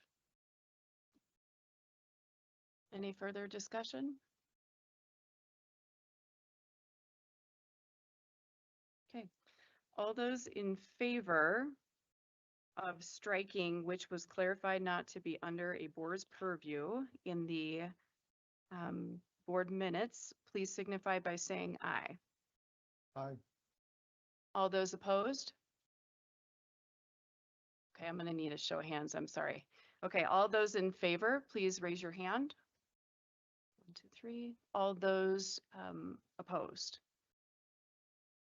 Okay, motion fails. So with that, I would entertain a motion to approve the minutes as stated.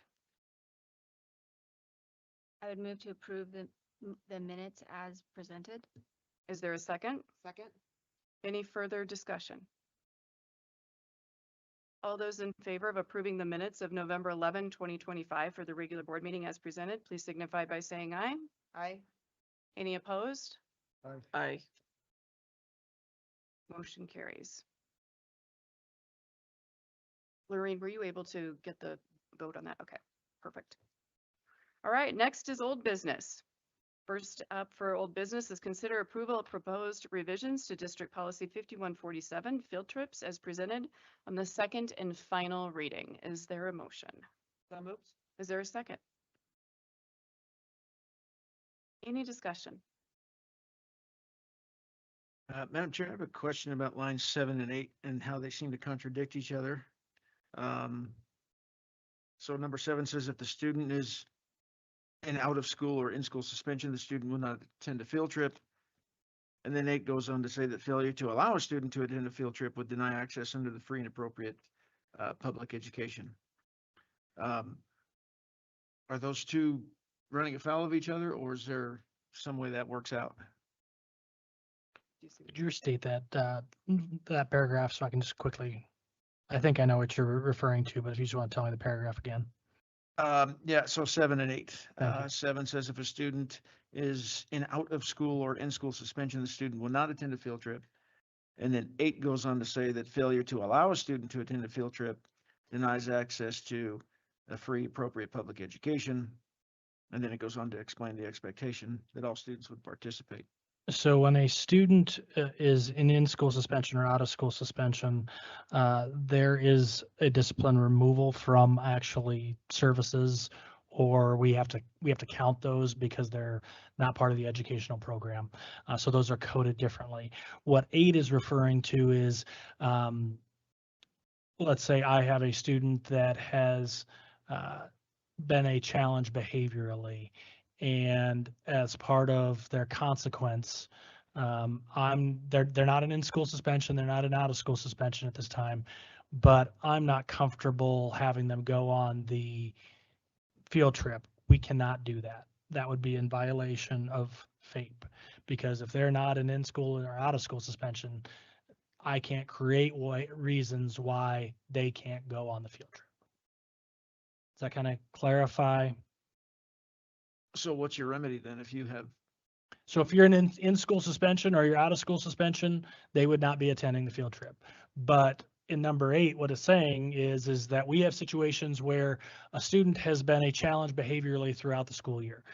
They're not in school suspension, they're in my classroom, but tomorrow I called mom and said, you know what, I'm not comfortable having Billy come in because they've been mean to other kids, and I'm not going to let them go on the field trip.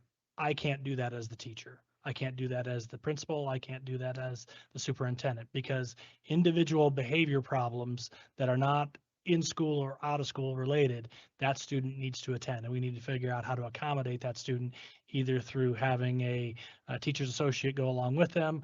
As the principal, I've gone on field trips with students, but they need to be a part of that field trip. That kind of makes sense? Yeah, so that's the remedy. It would be increased supervision for that. Yep. Okay, thank you. Any further discussion? All those in favor of approving the proposed revisions to District Policy 5147, please signify by saying aye. Aye. Any opposed? Motion carries. Next is to consider approval of proposed new District Policy 5136, the Student-Initiated Organizations, non-curricular grades 9 through 12. This is as presented on second and final reading. May I have a motion? So moved. Is there a second? I'll second. Any discussion? All those in favor of approving the proposed new District Policy 5136 as presented, please signify by saying aye. Aye. Any opposed? Motion carries. Next is new business. This is to consider acceptance of the 24-25 district financial audit that was just presented. May I have a motion? I make a motion that we accept the 24-25 audit as presented. Thank you. Is there a second? Second. Any discussion? Madam Chair, Yes, Trustee Sharp. I would just like to have a little discussion on the corrective action plan that was presented. It's on page 117. I understand that Central, our business administration, is going to be working on some type of, I guess I'd just like to have more information on that, as how they're going to address that. Marcy, do you want to talk about that? I mean, that's something we've talked about the last couple of years, but if you'd like to address that. Maybe I should let you know my concerns. I know, I mean, I'm older than most of you folks. I've lived through an embezzlement situation in a business that embezzled over $1 million from a very trusted person that everybody would have never said that would have happened. Now, I have no reason not to trust. And in fact, I very much do trust the people we have in charge.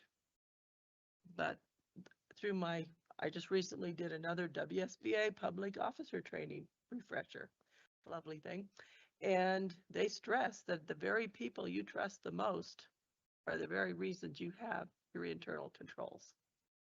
Because if you don't trust them, you're watching them like a hawk.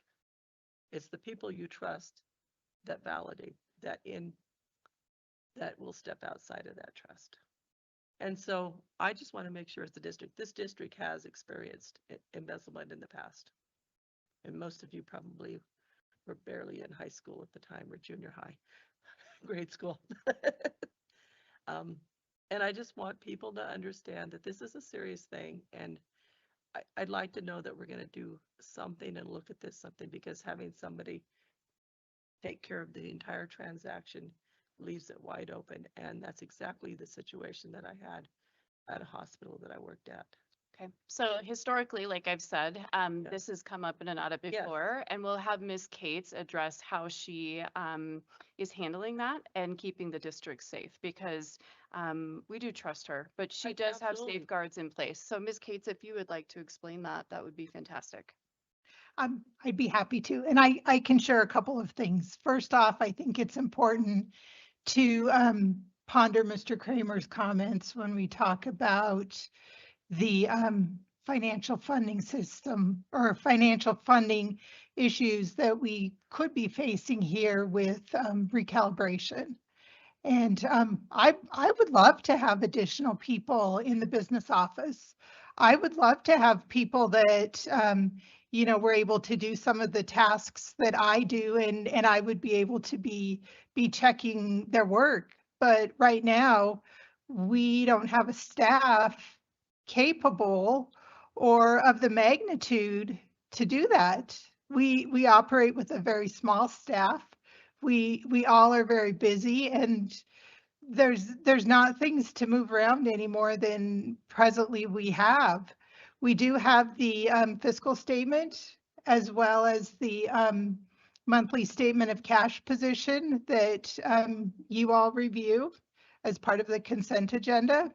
And that gives you last year's cash balance for each of the funds, as well as this year's cash balance. And you all have an opportunity through this avenue or coming to myself or Mr. Kramer. If you see any sort of variance that you're wondering why change. I'm very much open to talking through what's happened and what's different.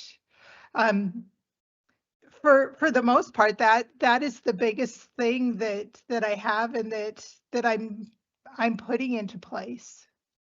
Marcy, have we tried to hire in the past someone else to be in the business office to kind of, take some of that burden off of you? We did. And that's a very valid point.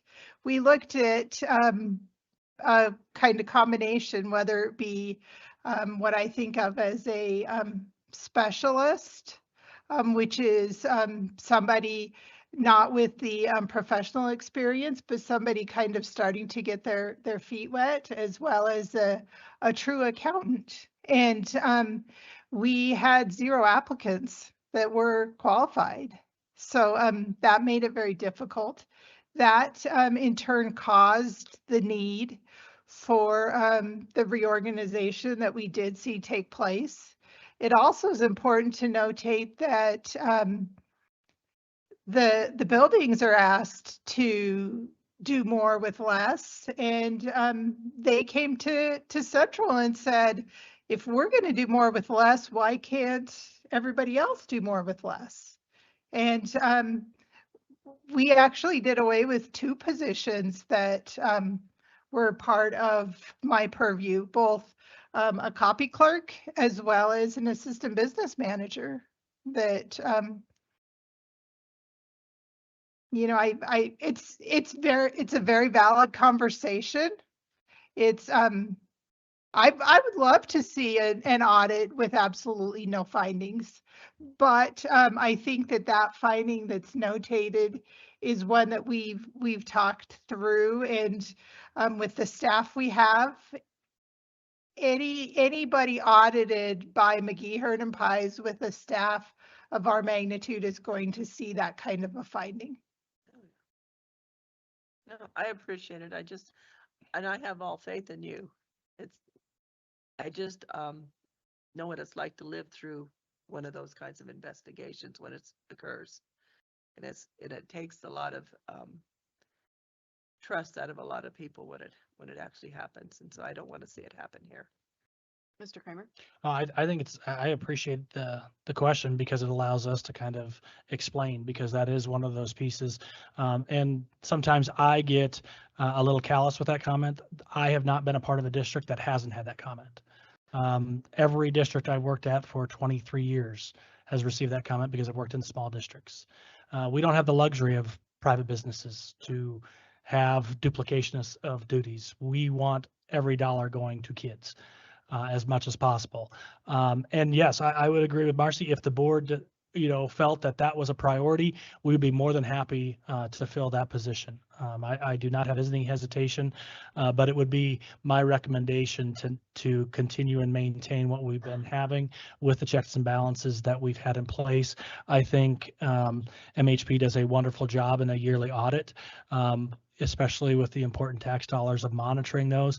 I think it's really important that public schools have that monitoring system, because right now, as we're expanding offerings, other schools are not having those requirements to monitor the use of tax dollar funds. And we need to be very cognizant of that money from tax dollars are going to places where there is not that requirement for audits. There is not those checks and balances of a board. And so I think, along with what we're seeing and asking those questions, and I would encourage having this conversation on a yearly basis when we get the audit, so everybody in our community understands why the board makes a decision or why I make the recommendation to not fill a position, so our money can go to as many kids as possible, as opposed to central office. Because I will tell you, if you talk to a legislator, they 100% will always tell you central office is overstaffed. And so that would be another piece. If we're adding another FTE to central office, that's where those reports come from. And they would see another FTE going to central office. And then in turn, if we're always working towards that balanced budget, that means that FTE is coming from somewhere. It doesn't just in our current financial situation, just as we're told by legislatures to continue to cut, what gets cut in order to sacrifice to make that position and put that one in place. Just so the board is aware as well, Mr. Kramer kind of touched on it, but I was interviewed as the board chair by the auditors as well. And some of the questions are like, you know, have you ever seen anything that's kind of questionable in the ledger? And if you had a question, do you feel as though, you know, Marcy would give you the information or Mr. Kramer would? So it was a pretty extensive interview, but it's again, another opportunity for the board to say, wait a minute, there's something fishy going on here, or no, we're comfortable with where things are at. So any further discussion?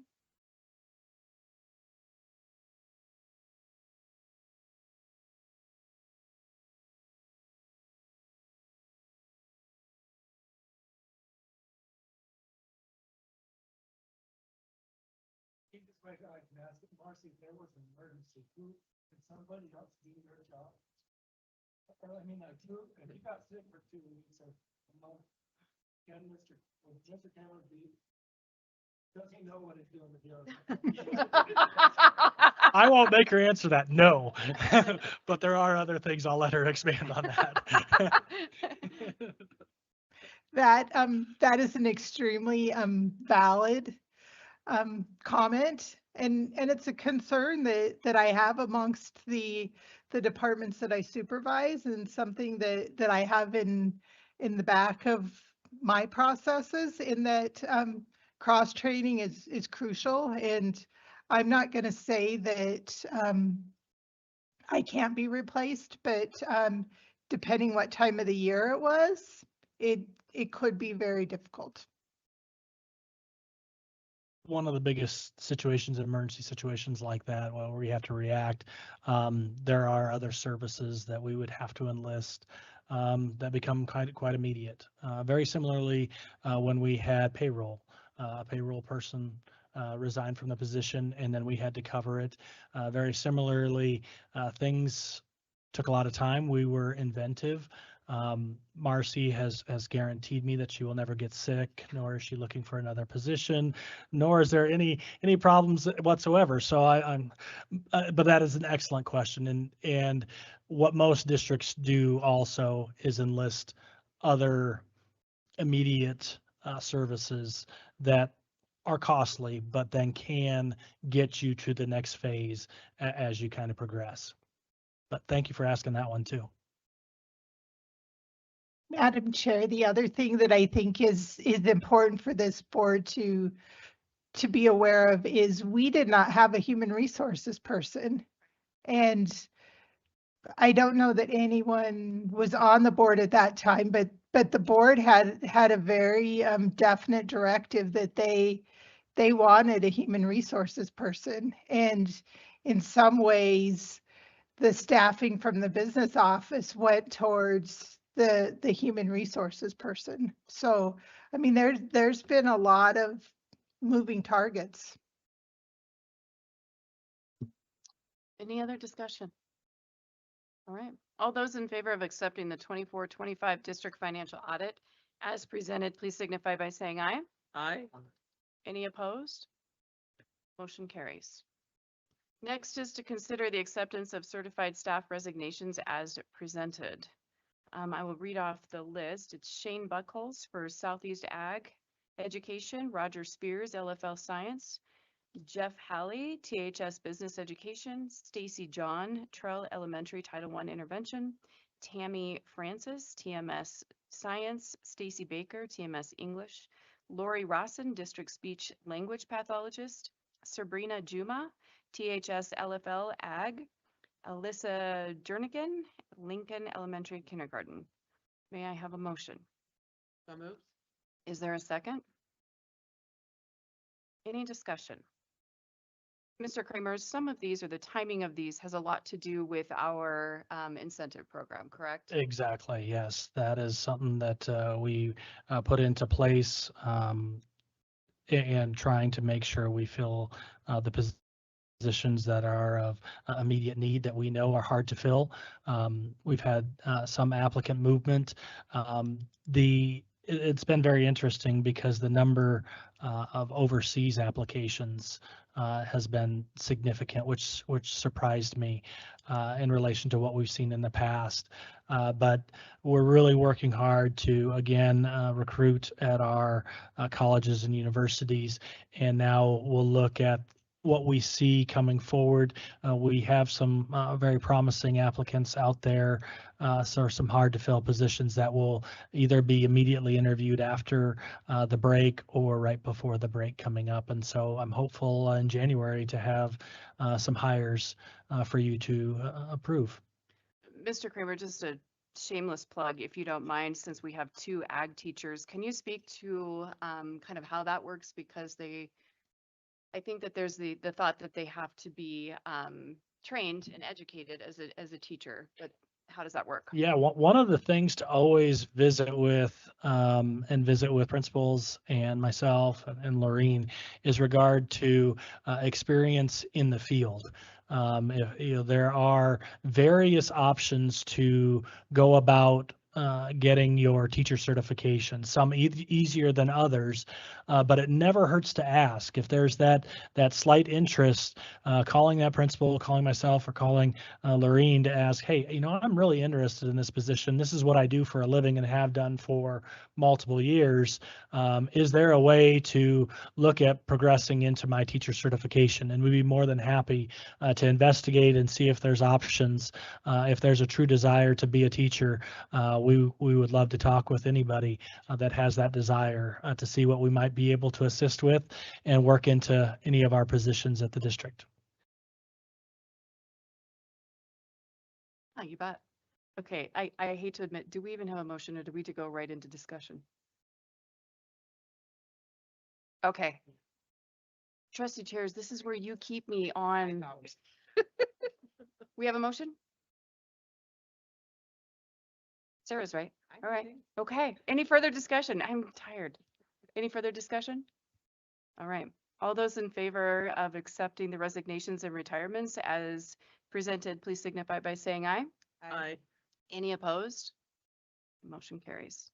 Next is to consider the approval of purchase of gaming laptops for THS drone program per district policy 3420. May I have a motion?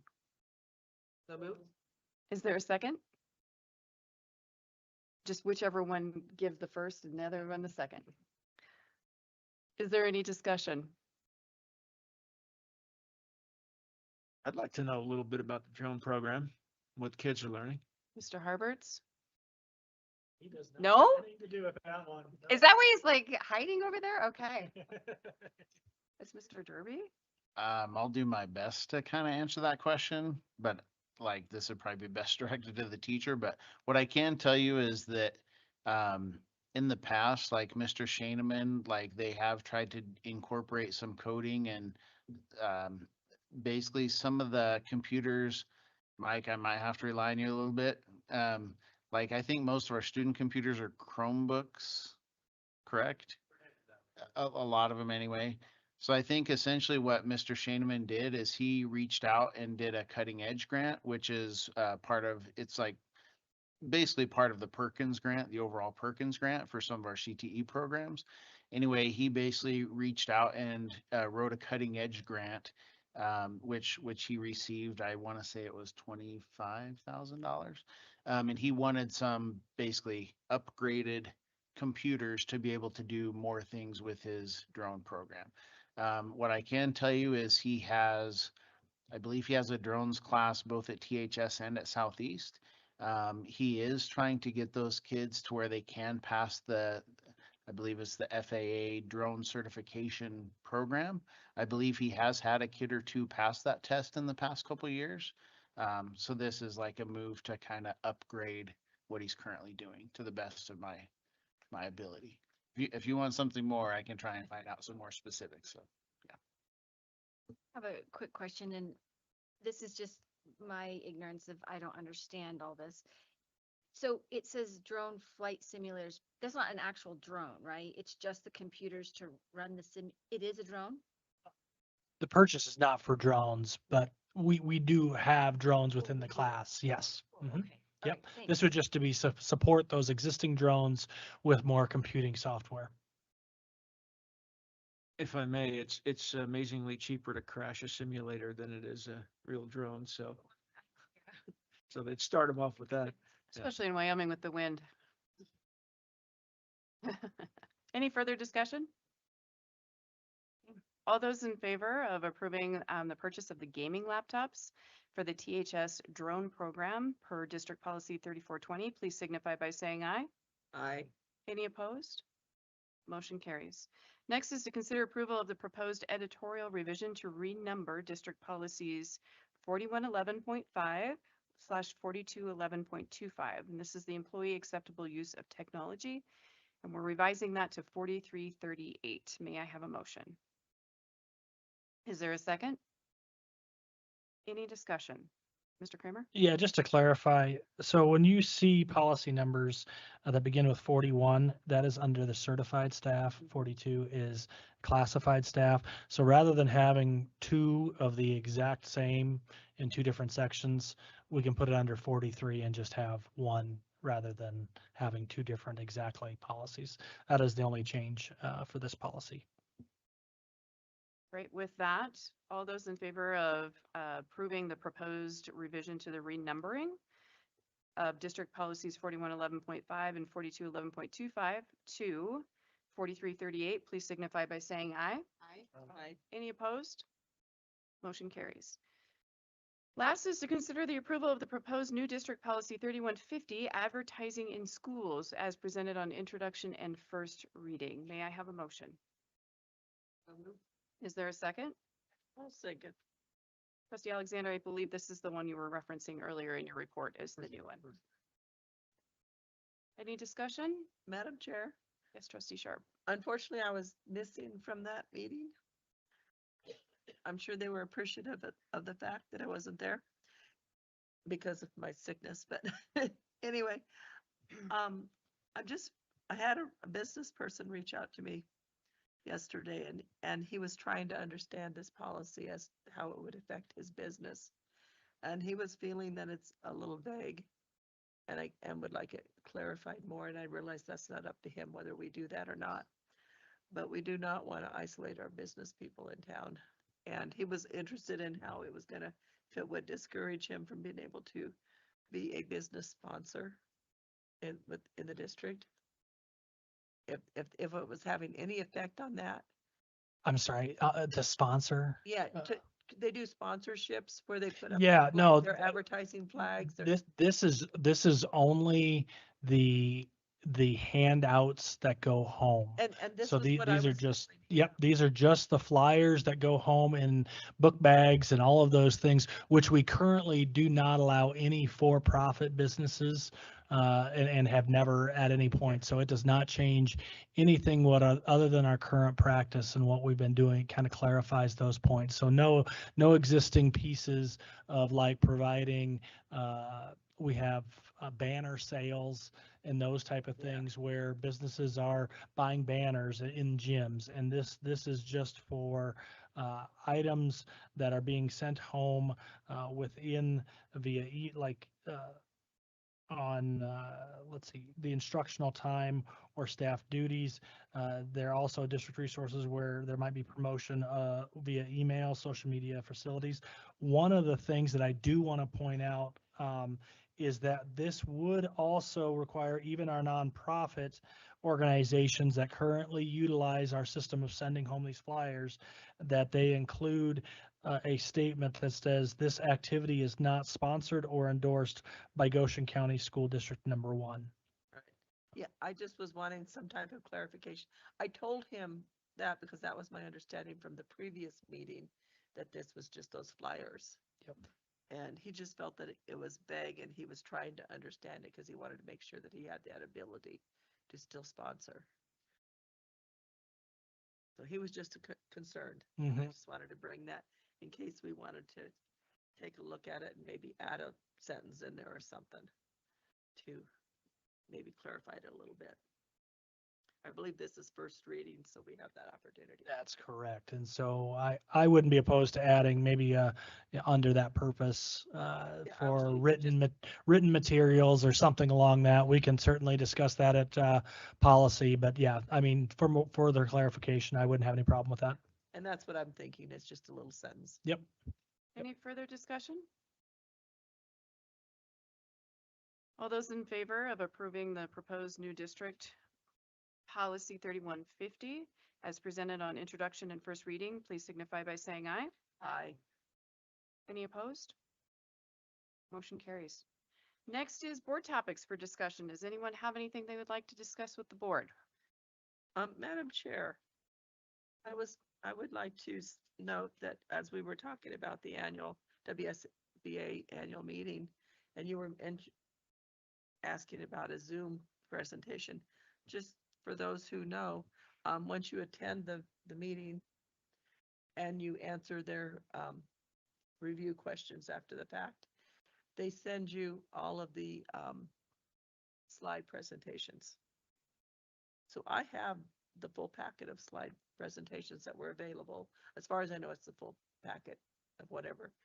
And I believe that from what I can tell in the wording that I am able to share that with the entire board so that they can all, I mean, it doesn't have the actual discussion, but it has the presentation of what was presented. And I'd be happy to share that if anybody's interested with that. Because they did put that in there that it was meant for the intention of all board members. Great, thank you. So I can send that out. Would you like me to send it to Yeah, you? That'd be or fantastic. just- However you would like to distribute it. You Okay. can send it just to me and I can distribute it, or you can send it to the entire board. Okay. Whichever way you go, will you please indicate in your email just so I know, so we're not Whether- yeah, duplicating? no, I Great. send it to the entire board. You want me to do it in like groups of 3? Or can I just do the whole board? You can since do it's the not whole board. discussion? Just put a little thing in there so that you've distributed it to the whole board. Yeah. Yep. Okay. Great. Thank you. Any other topics the board would like to discuss?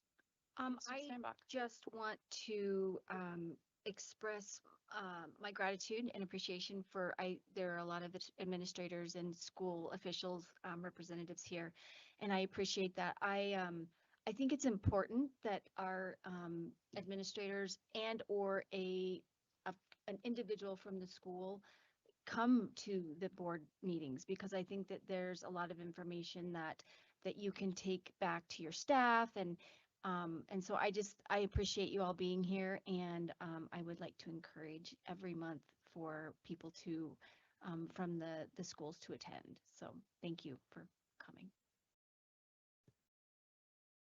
Any other topics?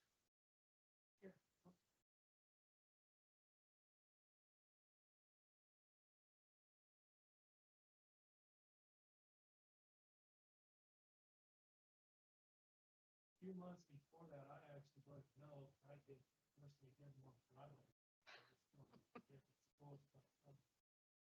I honestly say, having the kids show you almost like a 5 by 8, that's maybe, I just, the kids did a great job. I think almost all of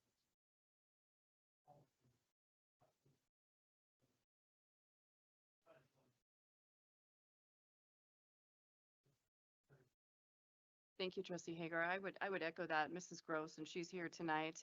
It was a fantastic presentation by those kiddos, and it was good for us to see. We keep hearing all of this leader in me stuff, and from where we sit, that's all it is words, and we got to see it in practice, and it was pretty incredible. So really, really, truly appreciate that. just kind of identifying that, because this was last month. Oh. During consent agenda, there was a lot of, we didn't get to, I really wanted, that was a big sizable. So what do you want to do? If you just want to, just again, thank. Oh, I see what you're saying. Okay, so we did accept the donation. Yeah. Oh, I touched something. Well, everything was good, but I was going to reference it because Lorene and I were talking after the meeting the next day. Sure, We didn't sure. really get to celebrate such a sizable donation, and just wanted to really take note. And since it's not my time, Well, you can speak to it too, because you probably know more about it. But what Mr. Kramer is referencing is the donation to Cotan's Totes of Hope in the amount of $10,000 from the Community Healthcare Foundation. We are super appreciative of the Healthcare Foundation for those donations and continuing to make those donations. So we do greatly appreciate that. Just a couple of board discussion topics that I have been keeping track of. So we start a new year in January, right? I would really like this board to start focusing on some strategic planning. I know those words are like, oh, this, whatever, it's going to take a lot of time. But I feel like oftentimes we're on our heels and we're playing defense, and I want to go on offense. I want to start playing some offense, and I want to start talking about strategic planning. And with that strategic planning, one of the things that I would like us to consider is completely revamping the superintendent evaluation. Frankly, the way we do it, a lot of what we do is just to check boxes, and I don't want to do that anymore. I feel like as a board, it's our job to support Mr. Kramer in helping him to understand what our goals and mission statement is. So I'd like to focus on that. Trustee Steinbach has been gracious enough to start that process, but it's going to take some time. And I think it's going to take time and work sessions, unfortunately. But it's going to be worth it in the end, I promise. The other piece, kind of along those lines is, we keep talking, and I want to make sure that everybody is hearing Mr. Kramer when he's talking about our decline in enrollment. It is going to affect us, folks. It is. And we need to start thinking about how that's going to impact us and affect us. And as opposed to getting to November and December where we panic, wondering, will we riff? Will we have problems with this and with that? I would like us to discuss putting together a committee that starts to discuss staffing and strategy and those types of things now moving forward, so that when we get to that time in November, December, October, whenever it was, it doesn't feel like a panic. Now, that's not to say that these guys aren't prepared and it's not a panic for them because they're familiar with the numbers and so forth, but it kind of is for us. And I would like that if Mr. Kramer's okay with that, to have some board participation in a committee. So we'll be discussing putting together that committee as well. Mr. Kramer, too, from public comment, there was discussions about designated space for the girls wrestling. I understand that DAC will be addressing those issues. It's an issue for every sport. I am a parent that takes my child to the school at 6 a.m. for practice, right? So we can accommodate all of the sports. But is that correct? That That is correct. Yeah. Last month we came up with a schedule to share some of the challenges of space and things. And yes, as you referenced, space for every program right now is at a premium. We do not have a rec center like other communities that have the ability to have a little bit more space, and space is at a premium. If you go down into this gym, there's about 4 different sports activities, and that thing is packed all the time, along with every gym in town. To try to get space, it's challenging. One of the biggest things in scheduling that we do is we will not make it convenient for one program at the expense of another. It is a shared responsibility to have sometimes inconveniences based on time, which sometimes means practices in the morning, which means sometimes practice is not starting until 5 o'clock because another program is using it immediately after school. There are unfortunately ways to accommodate that are not perfect, but that kind of go back to that enrollment piece. We're not looking at the ability to add square footage at any time, at any point soon. Because of our enrollment pieces. And so we have to try to figure out and be inventive and understanding of all programs needing space to accommodate all of our students.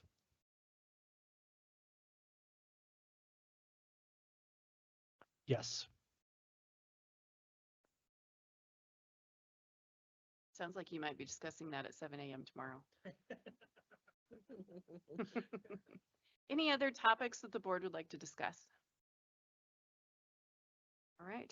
So next is future meetings. The next regular school board meeting will be on Tuesday, January 13th at 6 p.m. We're doing it again at Central? That is the plan right now, unless you tell me we're going somewhere different. So I feel like I just beat a dead horse on this subject, right? With the traveling circus and whether or not we keep going to other schools and so forth. I will be very honest with you. I was starting to kind of lose the air or the wind out of my sails until we had this fantastic presentation at Southeast. And then I was like, oh, this is great. Like, this makes it all worth it. So, I don't know. I know that trustee chairs would like us to do the January meeting in LaGrange because the weather probably will be horrible and it's shorter distance for us to drive.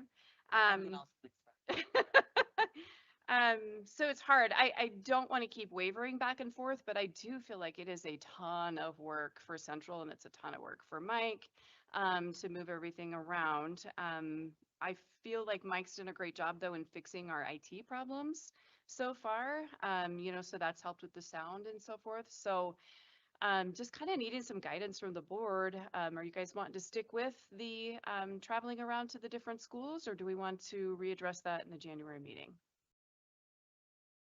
Keep in mind that we haven't done the potluck at LaGrange yet, if we want to change it. Just kidding.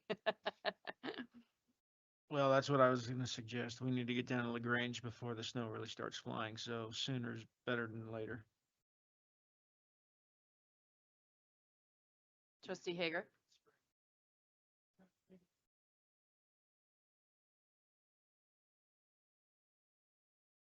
Right.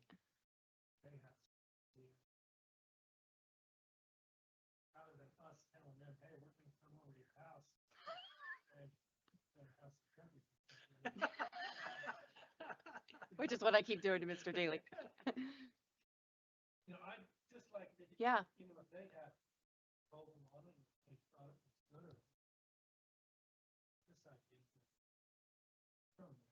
I have received some feedback and I won't disclose names because that's not fair, but I was shocked at the feedback, to be honest, because it was very negative. It was almost as if you, like you stated, Trustee Hager, like we were imposing, and that person did not say it like that, but just like, what are you wanting from us type of a deal? Because these meetings are open to the public, and if someone had something to address, they could come here. I think that the mindset behind it was to try and make it a little bit more convenient, because they're working all day and we go to them. But I was surprised to receive the negative feedback from it, so I don't know. I think that I would just say, I don't care either way, and I would just like to know, like, yeah, from admin, like, yeah, I don't have a preference. So maybe we stick with January at Central and to give admin an opportunity to give us some feedback. They have to disclose their names with their opinions. No, I'm kidding. That flies out the window. We do have a meeting tomorrow as an admin team group, so I just added it to our agenda. So we will discuss that tomorrow. Is that acceptable to everybody if we just do Central in January and then, okay, perfect. Lots of nods at the head. Okay. Trustee chairs? Would you like to schedule the work session for January, or do we want to wait? Can we? Wait. Yeah, scheduling is just such a nightmare and it's so hard to think of during this time of year. We'll have to survive it and then.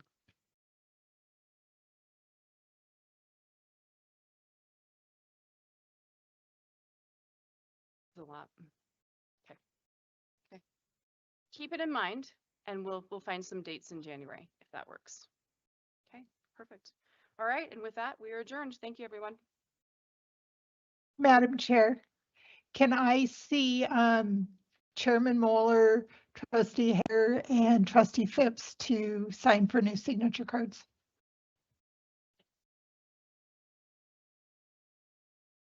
Yeah.